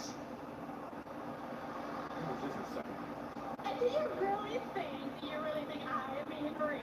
I would.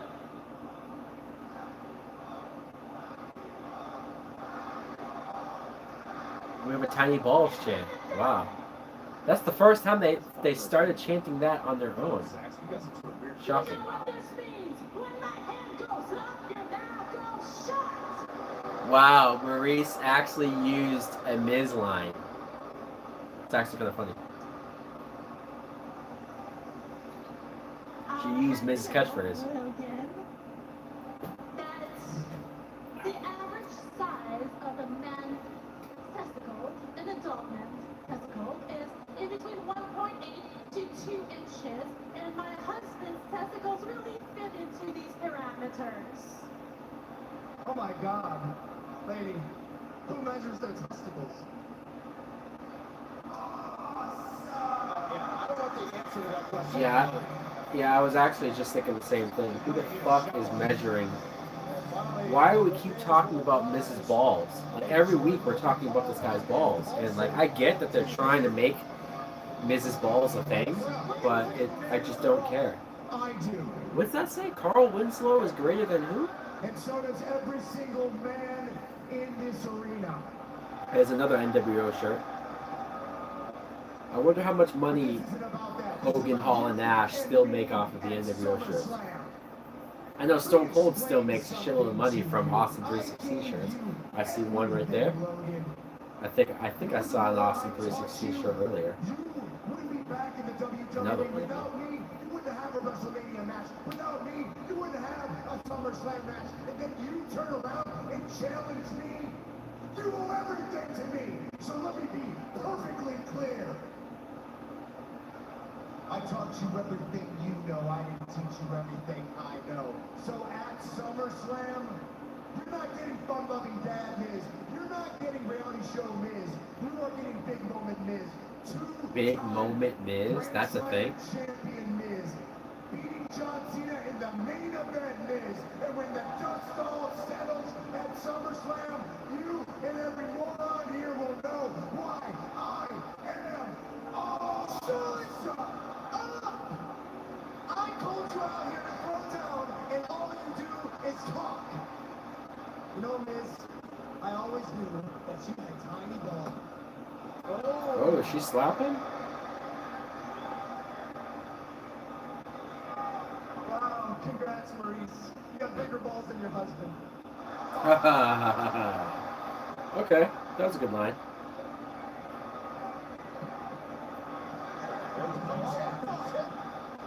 Oh no, Triple H, don't keep Ciampa with the Miz. No. I was hoping Triple H would end that. Although it is getting Ciampa on TV, I just don't like it. Bidding of the Miz in recent weeks to great effect. Sneak attack after sneak attack. There's Tom Logan Paul in big trouble. Yeah, that was a big reason too why Raw was very hard to watch, is the constant rematches. Yeah. But that almost made me stop watching Raw.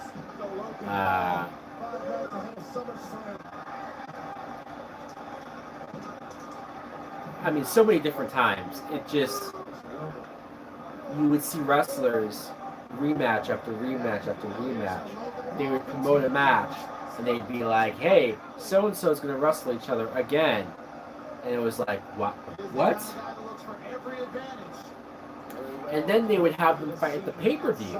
And I would be like, we just saw these guys fight on TV for the last 2 months, and now they're going to have a pay-per-view match? How can you promote a pay-per-view match after I've already seen people fight? Roman was forced down our throats. Well, sure, but to be fair, Roman Reigns as the tribal chief heel champion, I think has been very solid. You know, I don't mind Roman Reigns today.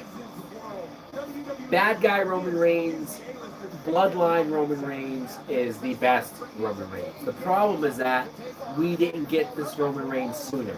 It took too long to get to this Roman Reigns. You know, if Roman Reigns had turned heel 2 years earlier, it would have, his career would have been completely different. You know, he would have been even bigger.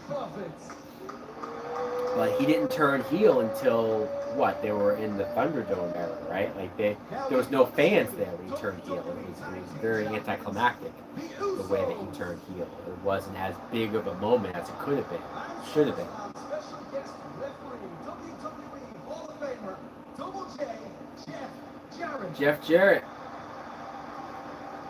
Jeff Jarrett, he's going to be in Ric Flair's final match. And also, he's going to be the referee randomly for this match.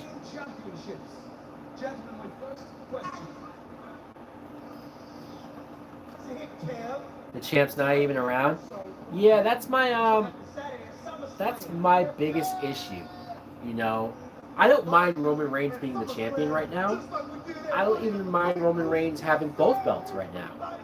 But I mind the fact that Roman Reigns is now on a part-time schedule. Like, we should not have a part-time champion, you know. If Roman Reigns was around every week, I'd be perfectly fine with him being the champion. But we need to get these belts off of him if he's going to have this schedule.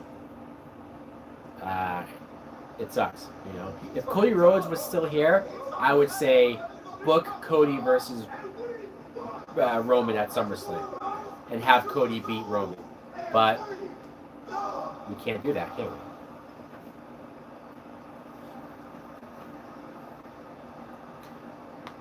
That's a cool shirt. Straight smoke there.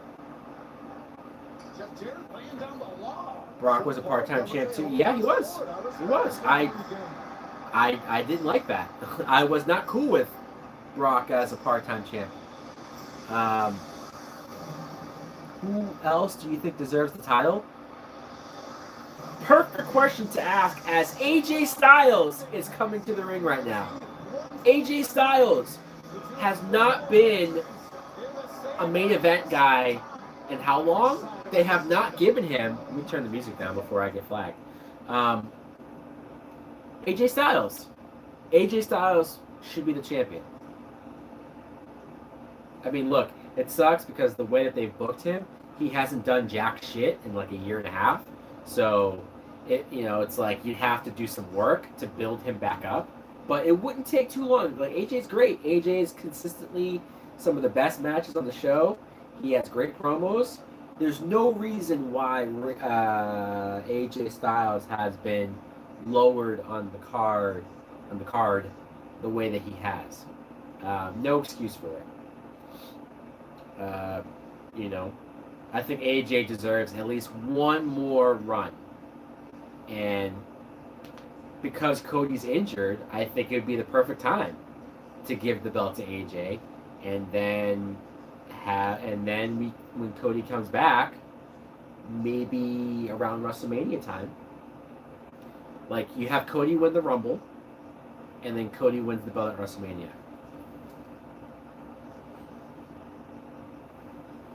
Absolutely. My first thought when I saw AJ Styles backstage tonight, I said, holy shit, Triple H is booking the show right now. There's no reason why he wouldn't push AJ Styles, there's no reason. Even Vince put the belt on AJ Styles, which is something that I never thought would happen.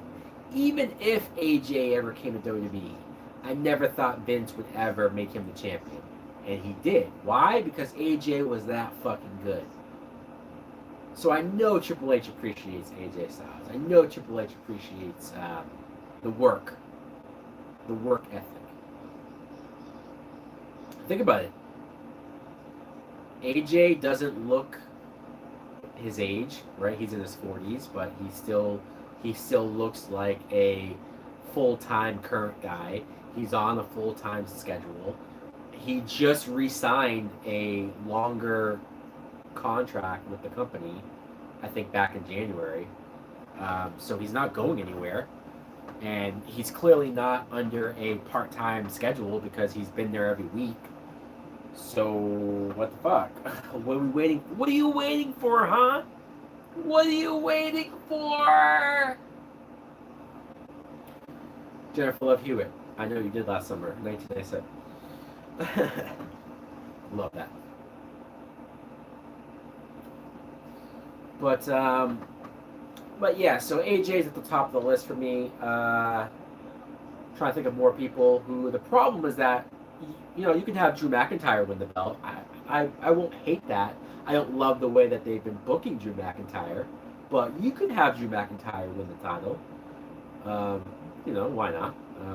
Has Drew McIntyre even been the champion during the era of the crowd coming back? Which is better, Die Hard 2 or Predator 2? Die Hard 2. Seth Rollins? Sure. the reason why I didn't say Seth immediately is because I don't love how goofy Seth Rollins is. Like, I don't hate it, but it's hard to take him serious. It's hard to take him as like a world champion when he's wearing his multicolored suits and he's being all goofy and stuff. It's like, I'd like for him to be a little more serious if he's going to be a main event world champion guy. But obviously, like, in ring, work ethic, putting in the matches, obviously, yeah, Seth is a top guy for sure. And who else? I was gonna say somebody else. Bobby Lashley. I would not have had Bobby Lashley win the U.S. title. I would have had Bobby Lashley versus Roman Reigns. That should have been the SummerSlam match. Bobby Lashley versus Roman Reigns. Did the Black Panther Wakanda Forever trailer make you cry? I didn't. Like, tears didn't come, but I definitely felt it. I almost cried. When Angela Bassett gave her speech, I definitely was like, whoa, like, I felt that shit. And then when I would go and I watched other people's reaction videos, I got, like, more emotional every time I rewatched the trailer. Didn't fully cry, but I definitely, like, it was, like, close. It was close. Brock running away to UFC. Well, I mean, Brock only used the UFC stuff as leverage to get more money out of WWE, and it worked, right? It worked every single time. Vince did not want to lose Brock Lesnar. I don't even know how serious Brock was wanting to go back to UFC. I think Brock used UFC, threatening to go back to UFC to consistently get a pay raise or to get those millions that he was making every year. Chad Gable's talking. The ocean when it collapses under the weight of human garbage that lives on it right now. I feel like it's been a while since we've gotten a good Chad Gable Okay, that's promo. just science. And while I'm talking about human beings that I despise, let me turn my attention to you two. AJ, I think Triple H booking Chad Gable will be very good for his career. together on a team. No rhyme, no reason. Ultimately, gonna end up a disappointment. You remind me a lot of an organization. Did I see the She-Hulk trailer? I did. That I like to call the New York Knicks. I did. I thought it looked great. And Daredevil! Woo! Woo! Daredevil showing up. I could not be any happier. Then we are getting so much Charlie Cox in the MCU.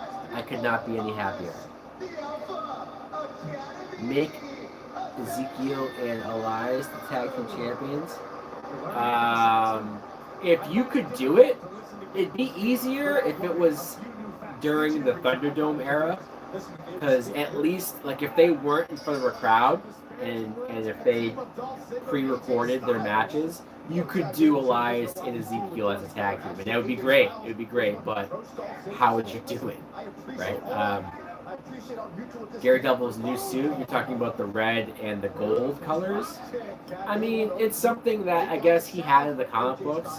It's not my favorite Daredevil suit. I prefer the all red suit with black in it. I was actually hoping that they would make his suit more red. Now, who knows? Maybe he'll only look like this in his She-Hulk appearance. He'll have the red and the gold. And it'll be something as like a reference to that one suit that he had. And then maybe by the time we get Daredevil Born Again, which I cannot believe, it's going to be 18 episodes. I lost my fucking mind when I saw 18 episodes. Daredevil Born Again. 18 episodes. Holy shit. That's even more than a Netflix season.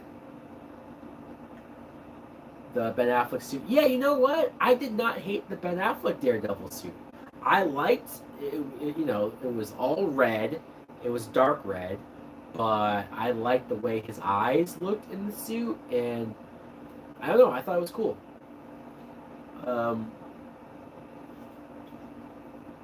Yeah, so I think I was hoping that we would get closer to not exactly like because the Daredevil suit, it looked more like leathery, and I don't know if I love that, but I thought maybe we'd get a little closer to the comic book look of Daredevil, and we still might.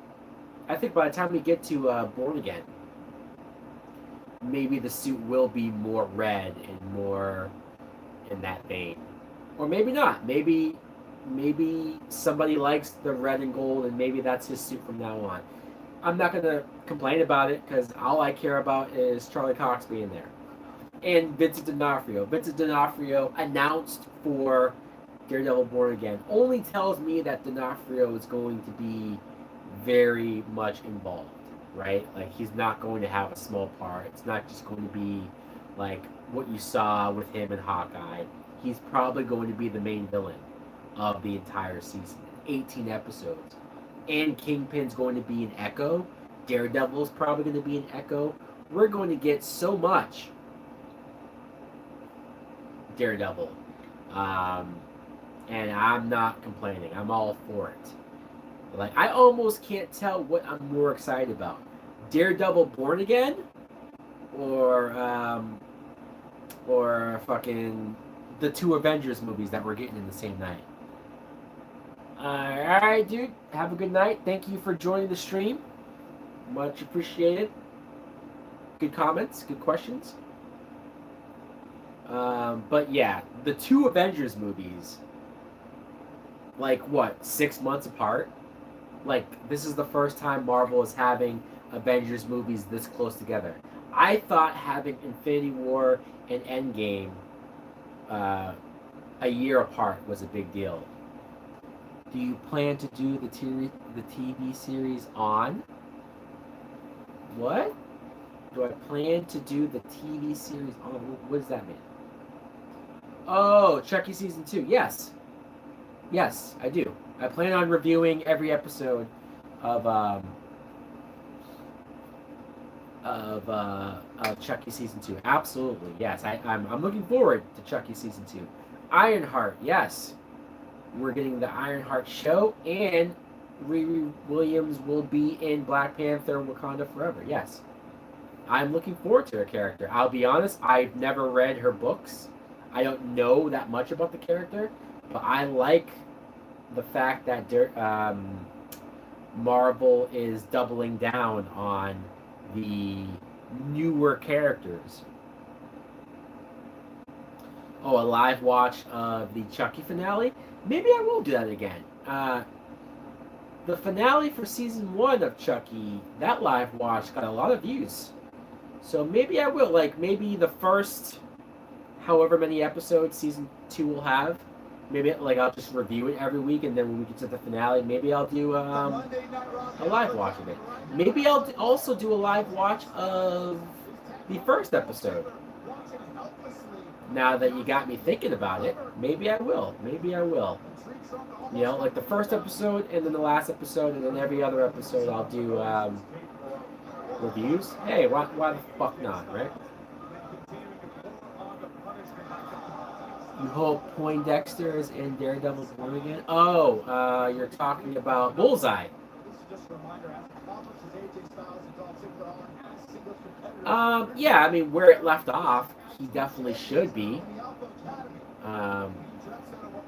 Alright, take care. Yeah, I mean, I would be okay with that, but at the same time, and see, this is why I don't want to get too greedy about it, because Netflix developed the shows, or at least distributed it, and I know that it wasn't Marvel Studios that put together like those scripts and those stories. It was a different division, the TV division, which now Marvel Studios is involved with all of the shows, but back then that was a different thing, right? So I don't know how much Marvel Studios is allowed to use the continuity of the Netflix shows. This is just me speculating. Maybe they are allowed. But I think the reason why we haven't heard or we don't know for sure if this Charlie Cox is the same Daredevil from the Netflix shows is that maybe they're not allowed to continue from that continuity or that. So maybe it's just like, we're going to keep Charlie Cox and we're not going to confirm whether it's the same Daredevil or not because we can't. So we're just going to let fans assume it is. We're going to let fans think it is.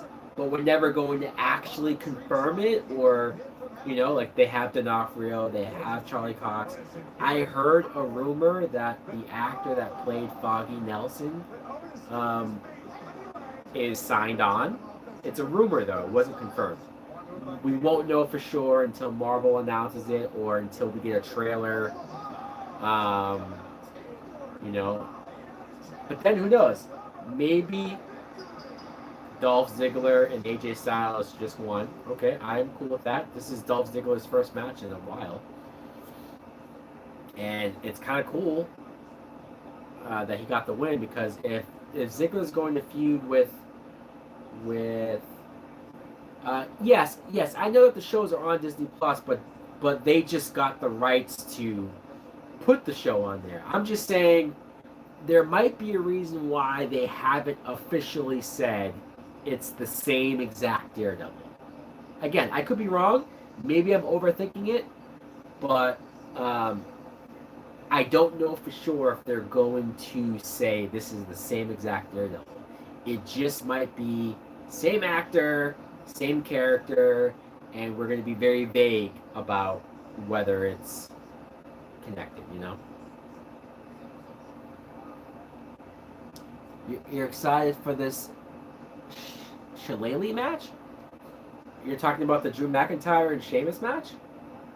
That match? Is that what you're talking about? Riddle versus Seth Rollins. Can we give Riddle his first name back, please? Matt Riddle. Can we go back to calling him Matt Riddle? Liv Morgan versus Ronda Rousey. I'm actually looking forward to that match. I hope Liv Morgan keeps the belt. However, which way they do it. I don't want Ronda to win the belt back. But yes, I agree with you, Gamer Man. I would like Kristen Ritter to come back as as Jessica Jones. I would like Mike Coulter to come back as Luke Cage. I do not want Finn Jones to come back as Iron Fist. I mean, look, and I don't want to shit on Finn Jones. Oh, a no disqualification tag team match, the Mysterios versus the Judgment Day. Wow. Okay. Sure. Why not? I like that Ray's on the pay-per-view, so I'm not going to complain about it. But it is a fucking rematch. But it's no DQ, so I guess that's going to make it. Maybe they'll use weapons and shit. They'll keep it spicy. Spicy meatballs. But yeah, I don't want to shit on Finn Jones. You know, it's not 100% his fault. Maybe there is a way to bring him back and to, like, redeem him and have people say, oh shit, you know, he's gotten better in martial arts fighting. Or, hey, he's a better actor now. Or maybe it's just, it was the writing and directing that made him look like such shit. But honestly, that Iron Fist show was so bad, and it left such a bad taste in my mouth on that character that I'm just not interested. I'm just not interested. I'd rather them just sort of explain away his character, say that his character was killed off. I would like for them to bring back the actress that played Colleen Wing. I would love for them to bring Colleen Wing and Misty Knight, you know, have maybe do a Heroes for Hire TV show, I would be all for that. Colleen and Misty, Heroes for Hire, fucking hell yeah, do it. Do it up. Do it up, do it up. Alright, Roman Reigns, like I said, if you want to kill 15 minutes of your show, have Roman Reigns make an entrance. This is the second time Roman's making an entrance. As much as it sucks that Roman is on a part-time schedule now, I will say it makes it feel like a big deal when he, like, him wrestling right now, it feels like a big deal. You know, it feels like, you know. Because, see, the thing with Brock Lesnar is that Brock doesn't wrestle on, like, a Raw or SmackDown. At least Roman will wrestle on a Raw or SmackDown occasionally, right? That's kind of the difference here. Like, Roman might not wrestle at every pay-per-view anymore, but at least, like, if, you know, he missed Money in the Bank, at least he'll wrestle on Raw tonight. You know, like, it's not great, but it's a little more often than Brock did.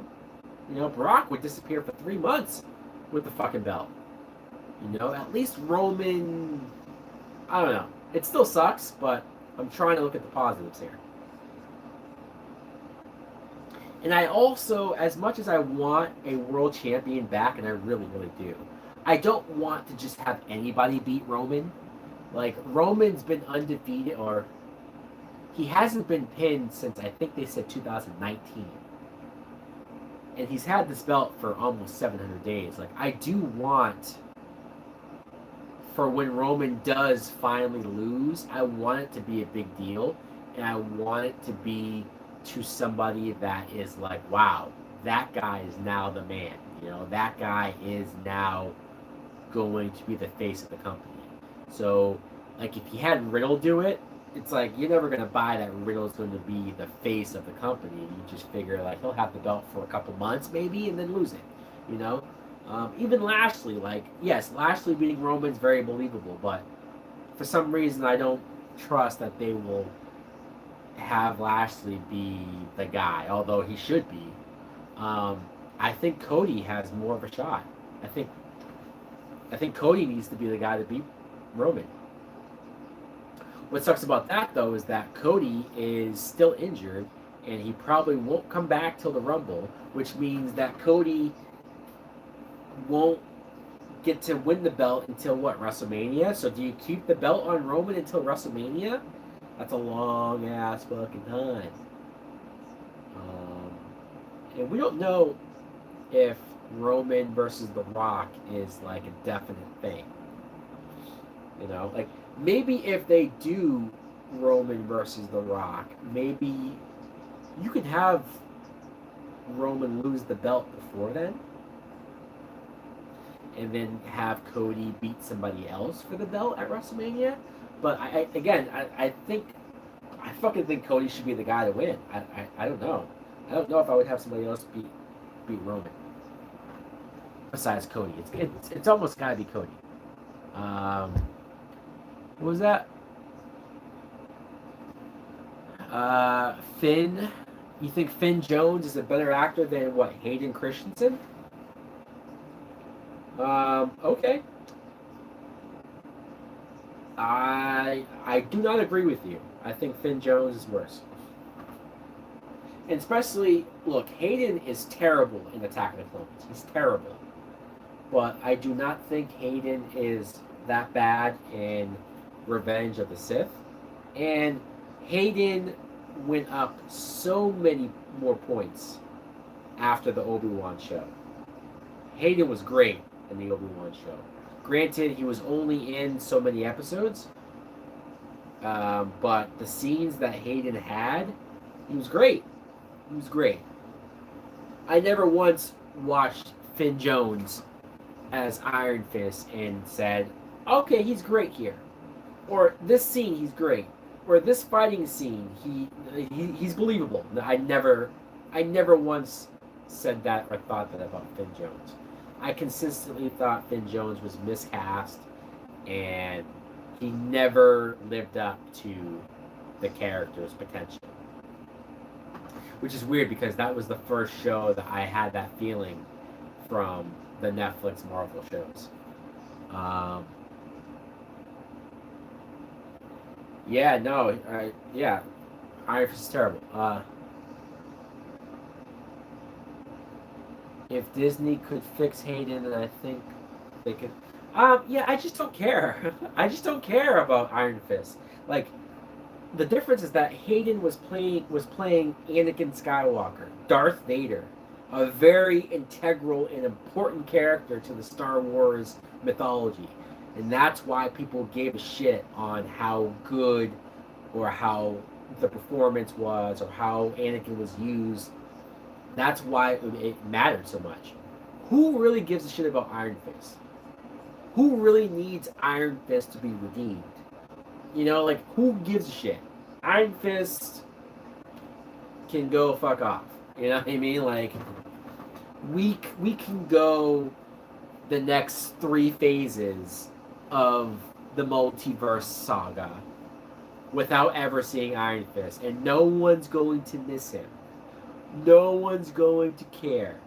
You could bring back Daredevil, Jessica Jones, Luke Cage. You could even announce, hey, we're going to do the Defenders again. And nobody would give a shit about Iron Fist missing. You could replace Iron Fist with Moon Knight. Can you imagine a Defenders show with Moon Knight as a member of the Defenders? Oscar Isaac? Iron Fist is easily replaceable in that Defenders team. Whether it's Moon Knight, whether it's Ghost Rider. I don't think they'd put Doctor Strange in there because Doctor Strange is such a movie level character now. Like, I don't think they would put him on this show. I could be wrong. Maybe Cumberbatch would do it. Maybe, you know, like Cumberbatch has done Sherlock. So.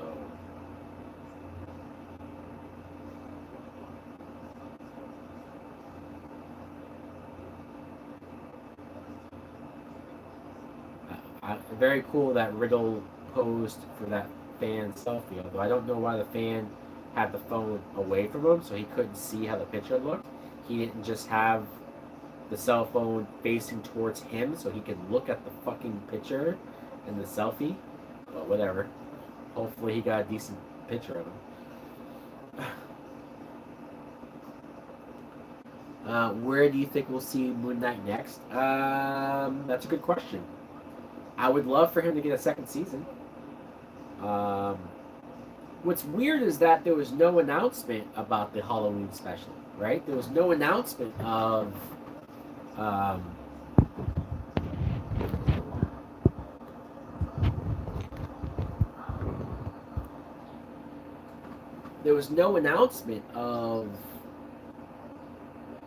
aren't they doing a Halloween special of the werewolf character? What's the character called? Fuck. Who are they doing? I forget. But whatever the Halloween special is, it would make sense that Moon Knight shows up in that. I don't know if he would show up in Blade because I think Blade's going to be more of a separate thing. Like, obviously, it's connected to the MCU, but I don't think Blade's going to have any cameos or any special appearances. You might have Black Knight. Kit Harington might be in the Blade movie, but besides that, like, I don't think we get any other major like superhero characters. I think Blade will fight a vampire. I'm hearing rumors that he's going to fight Dracula, which I know sounds pretty quick to have Blade fight Dracula. The Wesley Snipes Blade took 3 movies before they got to Dracula, but at the same time, maybe Kevin Feige says, dude, we need to redo. Blade Trinity is so fucking bad. We need to redo Blade versus Dracula and do it right. And in that case, have at it. Go for it. But yeah, so if it was up to me, I would have Moon Knight in I would do the Defenders and just have Moon Knight in that.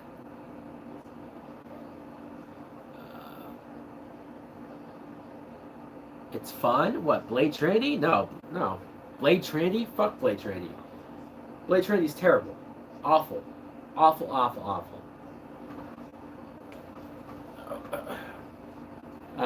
First time I saw it, I used to think that Ryan Reynolds was funny, and Ryan Reynolds, at least Ryan Reynolds is good. But the last time I rewatched Blade Trinity, I found Ryan Reynolds' character annoying. And I found him more annoying because he felt like he was in a different movie, right? He did not feel like he was in a Blade movie. He did not feel like he should have been there opposite Wesley Snipes. Wesley Snipes, and obviously in real life, this was the case too, was so annoyed of Ryan Reynolds, and so annoyed of, maybe not Ryan Reynolds personally, but he was more annoyed of the direction that they were taking the movie. He was annoyed of the comedy that Ryan Reynolds was bringing to it. And I don't blame. It's one of the few times where I looked at Ryan Reynolds playing Ryan Reynolds and thought, this doesn't fit this movie. Put Ryan Reynolds in Deadpool. Put him in Van Wilder. Put Ryan Reynolds in almost any other movie, and I don't complain. But fuck, man. Damn, this girl is jonesing for a fucking cigarette, huh? Jesus Christ. Anyways, fucking commercials distracting me. But yeah, it's gonna be a while, I guess, till we get the Daredevil show. But it would be cool if somehow the Daredevil show was able to set up and tease another Defenders, right? And look, they may never do Defenders again because of how bad the first season was, and it wasn't awful, but it wasn't good either. The Defenders. I think I even did a video on where they went wrong with the Defenders, because I honestly feel like the Defenders, even more so than Iron Fist being bad, because Iron Fist was horrible, but the Defenders not being great, even that more so might be the reason why the Netflix universe failed and ended. Because the Daredevil shows, I would argue, were never bad. Even season 2, which some people crap on, or some people say that, the Elektra storyline for Daredevil season 2 was bad, and I obviously don't agree. It's their opinion. But I liked the Elektra stuff from season 2 of Daredevil. I was perfectly fine with it. Yes, the Punisher stuff was better in season 2 of Daredevil. It was definitely better, absolutely. But I didn't mind the fact that they took a break and had Frank Castle in prison and have a trial. I love the trial of Frank Castle. I love that Daredevil was Frank Castle's lawyer, and they went through that whole, that was great. That was great shit. And to have him in prison, though, you had to have another side plot going on of the more actiony stuff, and Elektra was perfect. They did the flashbacks of Elektra and Matt from college years. I mean, I don't know. I like the actress that they had play Elektra as well. So yeah, you know what? I wonder if they're going to bring that actress that played Elektra back, because Elektra is not dead. At least in the Netflix continuity, right? She was resurrected, and she did not die at the end of the Defenders. So maybe you could bring that actress back and just, you don't have to get into what happened with her, but you could just sort of just be like, hey, there's Elektra, cool. And yes, I agree. Bring back the Punisher. Bring back Frank Castle. Bring back John Barenthal. God damn it. Punisher was so fucking good. Even if his show wasn't perfect, it wasn't perfect. I had some issues with the villains on the Punisher shows and stuff, but I'm saying him as the Punisher, was so perfect. Like, why recast? Why recast any of the Netflix stuff besides Iron Fist? Recast Iron Fist all you want, but there's no reason to recast Jessica Jones, Punisher, Luke Cage. Like, all of those actors were greatly cast. You know, don't blame those actors for what maybe the writings on the show maybe didn't live up to or didn't always measure up to.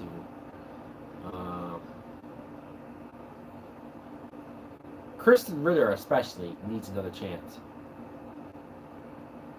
Jessica Jones was pretty bad. I think season 1 of Jessica Jones is amazing.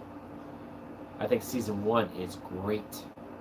I could not believe how mature of a story Jessica Jones season 1 was, with Kilgrave and her being a survivor of sexual assault. I could not believe we had a female superhero who was the victim of a supervillain mind controlling her and forcing her to have sex with him. Like, that was so dark and heavy. You know, her having PTSD of it, her like being fucked up over it, her drinking every night because she was just so fucking out of it. Like, I don't know. I never saw season 3 of Jessica Jones. I guess I still need to. It's on Disney Plus. I guess I can watch it finally. You know, season 2 wasn't as good, but I rewatched season 2 of Jessica Jones like maybe over a year ago. I rewatched it and I liked it more the second time. Season 2, still nowhere near as good as season 1. And you know, maybe Jessica Jones would be better as like a 6 to 8 episode thing, right? Like Daredevil being 18 episodes, fuck yeah, it's worth it. You know, give me 18 episodes of Daredevil all day, every day. Jessica Jones, I'd be good with 6 to 8 episodes, right? Like, I don't need 13 to 18 episodes of Jessica Jones. I'd be good with 6. Actually 8. Because even, like, 6 episodes, I think, is too short for, like, all the shows that have been 6 episodes. Falcon and Winter Soldier, Miss Marvel, you know, all of these 6 episodes have always felt rushed and too short. I think Loki's the only one that actually was able to do a cool 6 episode. Like, I didn't think it felt rushed. Which Phase 5 project am I most? Phase 5? Well, the 2 Avengers movies are Phase 6, right? So Phase 5, trying to keep track of what,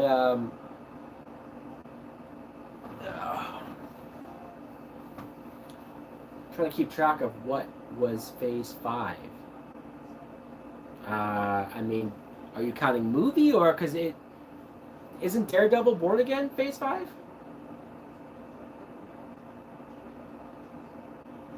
Yeah, I heard that the Russo brothers are not doing the 2 Avengers movies, which suck.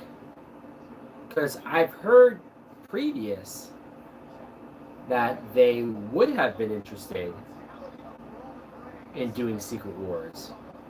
And I heard them say that Secret Wars would be the only thing that would get them to come back. But maybe Feige, I don't want to say is done with them, because that's, you know, that sounds like, I don't know if they had a falling out. Maybe Feige just has other people in mind, or, you know, I don't know. It sucks though. I would have loved for the Russos to come back. Even if the Russos were like, hey, we'll only come back for Avengers movies. Great. You know, clearly the Russos are responsible for probably my top 4 favorite Marvel movies. Montez Ford is bleeding, by the way. I haven't been reacting much to the match, but I have been watching it, and Montez Ford just started bleeding, which is kind of nuts. Is this Raw TV 14? No, it says TV PG. So Daredevil's Phase 5. So then Daredevil. Because I'm looking forward to Loki Season 2. So far, Loki Season 1 was my favorite Disney Plus show. Loki Season 1 is my favorite.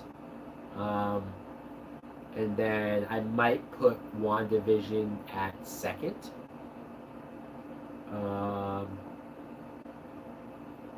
Although WandaVision and Falcon and Winter Soldier, like, I think I like Falcon and Winter Soldier way more than most people.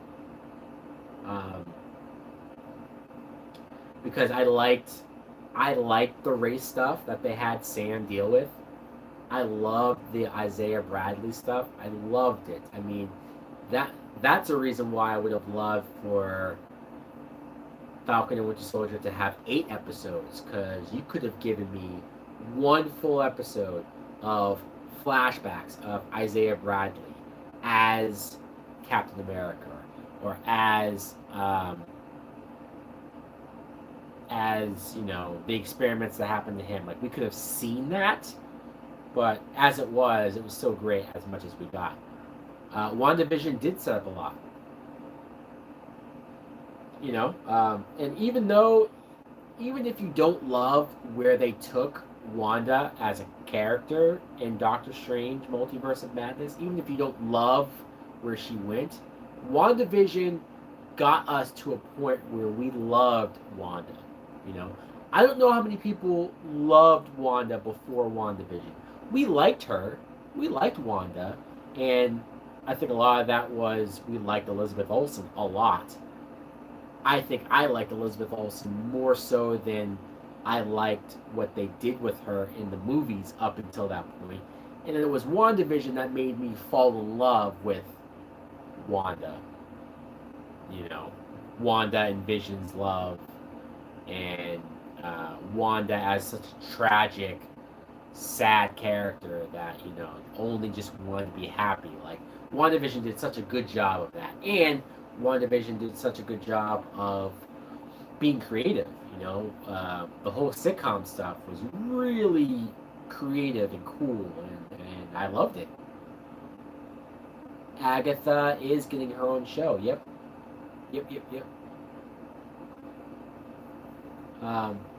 And I don't want to say that because Loki was my favorite show, that makes it seem like I maybe didn't like the other shows as much. I really liked Moon Knight.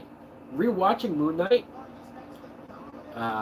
it's kind of a cool experiment to rewatch the shows in more of a binge form. Like, to watch the episodes back to back, I feel like you see how much a lot of the stuff ties in, or how connected. Like, watching it week to week, you almost lose that because you feel like it's like, oh no, I want more, or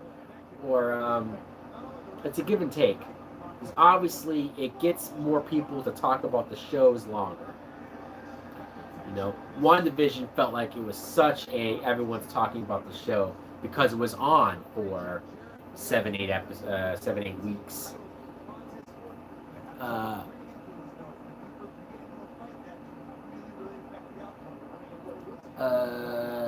Do I find Agatha Harkness getting the show questionable? Questionable? I mean, it's a little random. I don't know how much her show is going to, like, tie into anything as far as, like, the future goes. I have a feeling maybe she's only getting a show because of how much they like Catherine Hahn, right? Like, maybe they were like originally she was just going to be a one-off, like, hey, you're the villain of the WandaVision show, but we don't really have more plans for you after that. And then maybe they were like, wow, Catherine Hahn is so good that we have to do more with her. And like, I agree, she's great. So I feel like maybe that's enough. I don't know what the show's gonna be about though. I don't know if like, is she gonna be just an evil witch going around and doing evil shit, or is it going to be just more of a fun-hearted show? Is Agatha going to be the hero? Like, it's, you know, it could be a lot of different things. It might tease Mephisto. You know what? Everyone assumed Mephisto was coming for so long in WandaVision that I don't know. Maybe you're right. Maybe Mephisto does finally show up in Agatha, and then so maybe they set up Mephisto to be a threat for later on. Maybe Mephisto is the villain because Agatha is like kind of a bad person. Maybe like Mephisto's worse. I don't know. I don't want to get too excited about Mephisto again because he didn't show up. I do hope that we get Elizabeth Olsen to come back though. You know, there was clearly nothing announced as far as like a Scarlet Witch movie.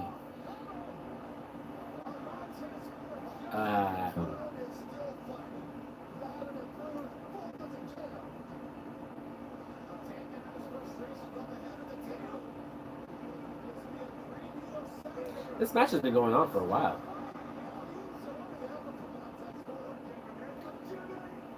Yes, Wanda's death was not confirmed, but the fact that they didn't announce like a Wanda movie, like a Scarlet Witch movie, which would have been fucking dope if they announced that, I would have been like, fuck yeah. But the fact that that wasn't announced makes me wonder. I don't think she's dead. Maybe she comes back for Avengers.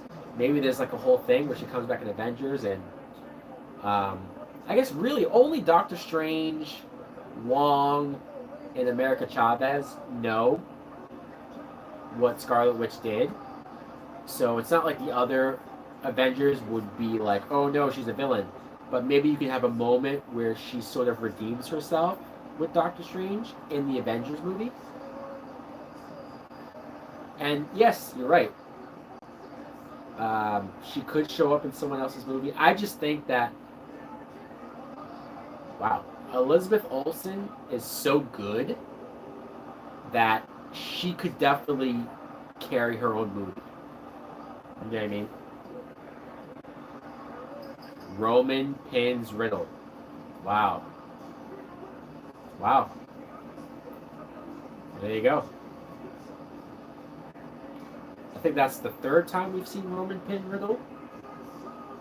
Which like that's a little annoying that Roman is on a part-time schedule, and I feel like I've seen him pin Riddle 3 times now. Well, I feel like, because I have seen him pin Riddle 3 times. Like, it would be nice to have gotten Roman versus somebody else.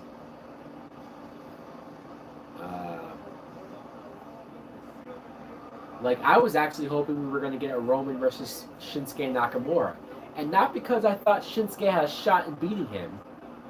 Because, you know, but it would have been a good match, maybe, potentially. I don't know. Roman needs some more people to fight. We can have Roman versus Shinsuke if they had built Shinsuke up better. Oh, Rollins. Seth Rollins.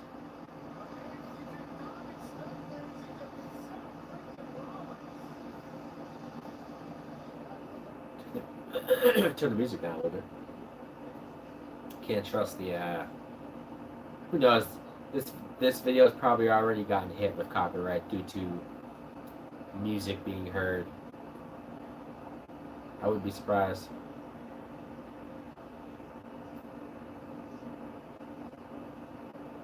So yeah, Rollins, at least he a little face to face with Roman there a little bit, barely, but a little bit. And now Rollins is hacking Riddle, of course. Wow, Rollins' outfit, the all black sparkly outfit, like,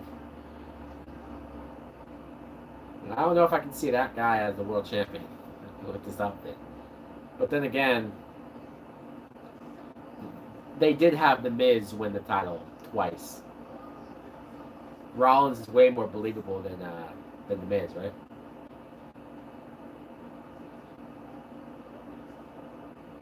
Uh-oh. What's Rollins doing here? Is he going to do a stomp onto the steps? Wow. To be fair, that almost looks like an injury angle, which, I mean, we know that Riddle is wrestling at the pay-per-view, but...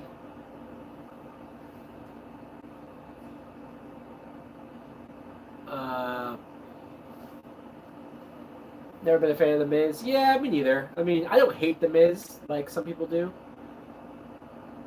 I met him in person, talked to him for a little bit, so that was cool. But as far as like buying him as a world champion, main event guy, no, I don't. But I respect the fact that he came from the real world, a reality show, and this was back when a lot of people weren't doing reality shows. Like, the real world is like the first reality show, let's be real. Right? Like, MTV's The Real World, they were doing that show before everybody was doing a reality show. So Miz was on, like, the original reality show, which is why he had that reputation of reality show guy. Nowadays, if you came from a reality show, nobody would give a shit because who isn't, right? But him coming from a reality show, he was on Tough Enough. He didn't even win Tough Enough, but then he still got a contract, and then he wasn't that great as a rookie. He had terrible promos. He wasn't a good wrestler. Not that he's a great wrestler now, but he's much better. And look, as much as I don't love it, he did become WWE champion twice.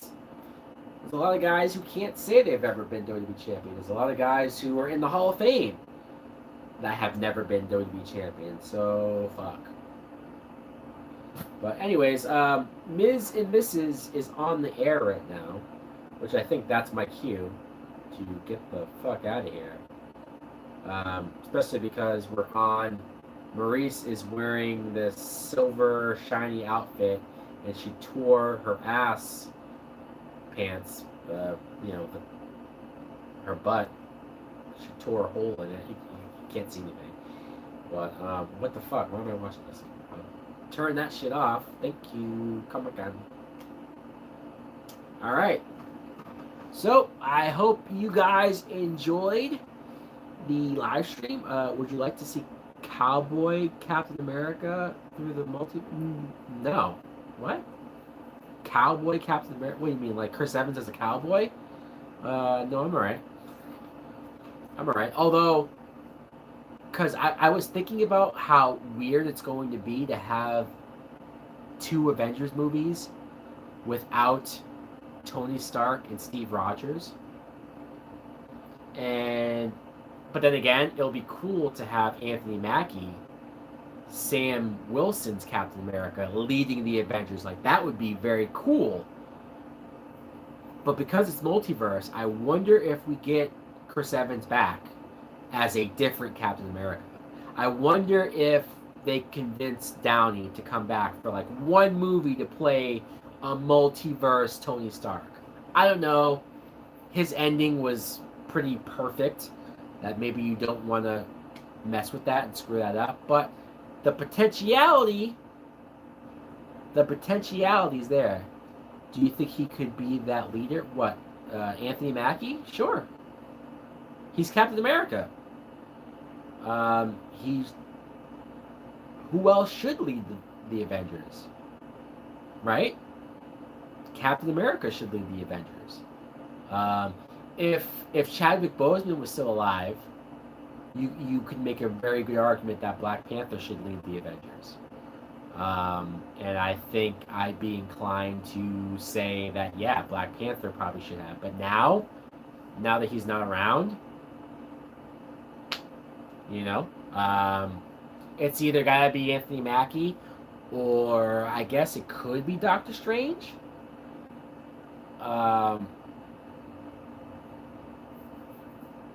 Do I think his character could? Yeah, sure. I mean, as long as we accept him as Captain America. Like, as long as we're gonna get his Captain America movie before the Avengers, so it'll be a perfect thing to have his movie, and hopefully it's successful. Hopefully it makes all the money, and hopefully, you know, besides just the show, you have the world accept him as Cap, and then you lead right into the movie, you know. Then Nick Fury goes to Anthony Mackie and says, "Hey, we got some shit going down, right?" Like, I don't know. I'd be down for that. I'd be all for that. I'm definitely down for Anthony Mackie to lead the Avengers, sure. But all right, guys. See ya.